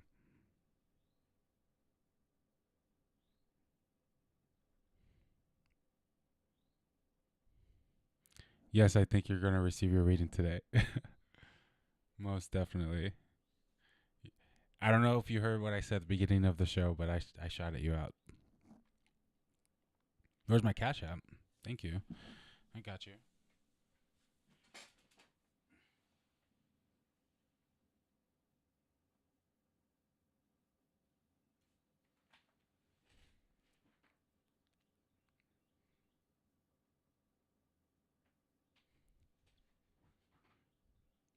Yeah, I cannot believe how much GME I have.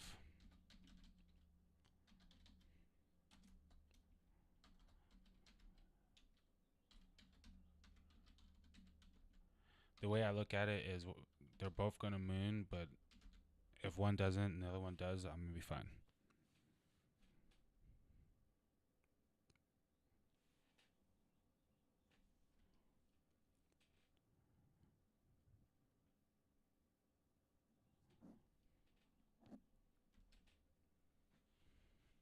You're very welcome. Thank you. I appreciate you.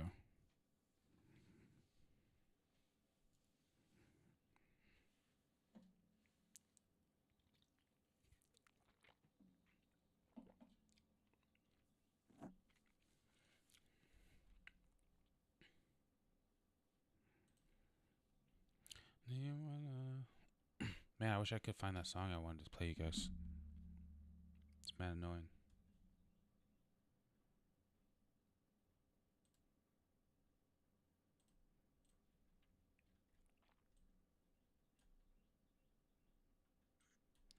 That's where we are. Right over here.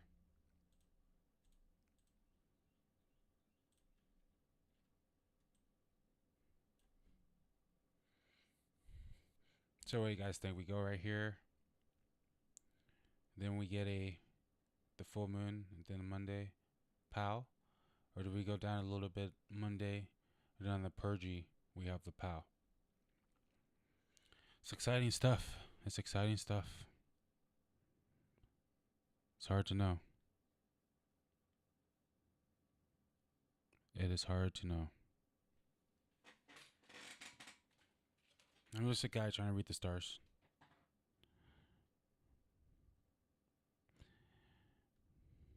Just trying to read the stars. I need to hurry up for this stuff to go to the moon, though, so I can do my taxes and stuff.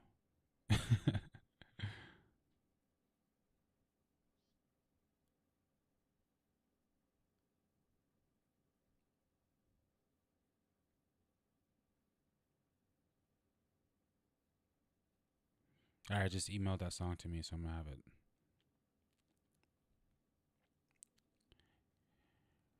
And then I'm gonna use the restroom real quick.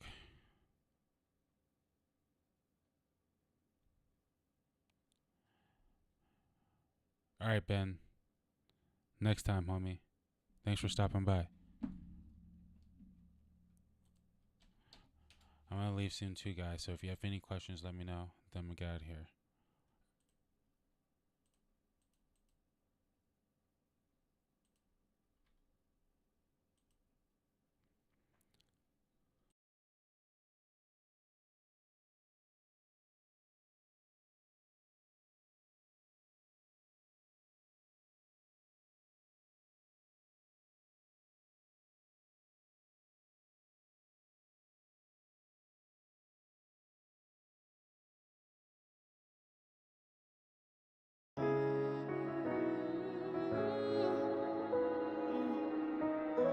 Jason Alexander, the blue moon of Neptune.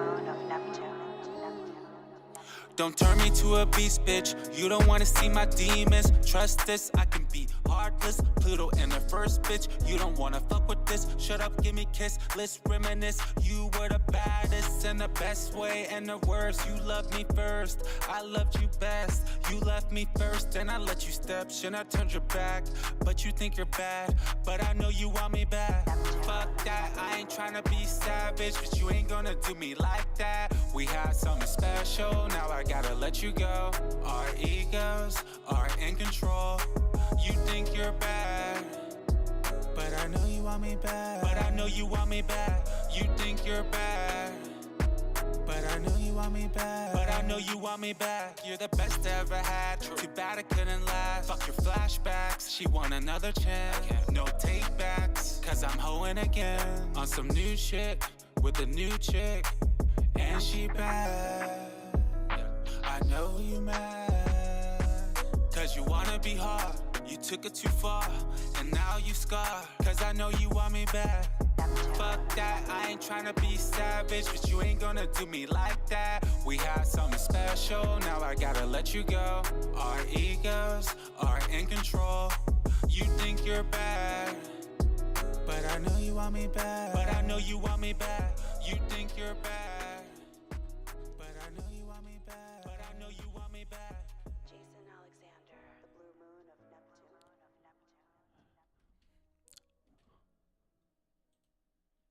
My check, my check.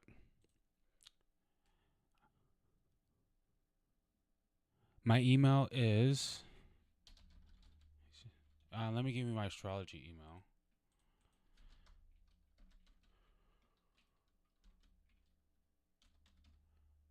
That was the song I dedicate to Aries season, guys.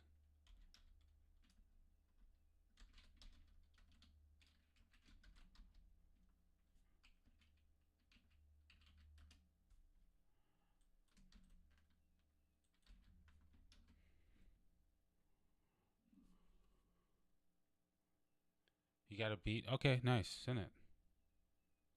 I'm gonna jump on it. Might just jump on it. I can get on anything. Okay, guys. Well, it looks like after 3 hours and 45 minutes, we're gonna have to call it a day.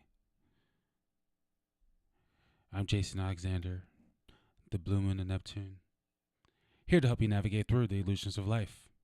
This is the Moon Market Lord, or the Market Moon Lord, where we merge the matrix with the stars. Thank you for watching. Don't forget to comment, like, and subscribe. I appreciate each and every one of you guys. And I'm more than likely going to go live Monday, probably sometime in the afternoon like I did today. Until next time, I appreciate everyone. Peace.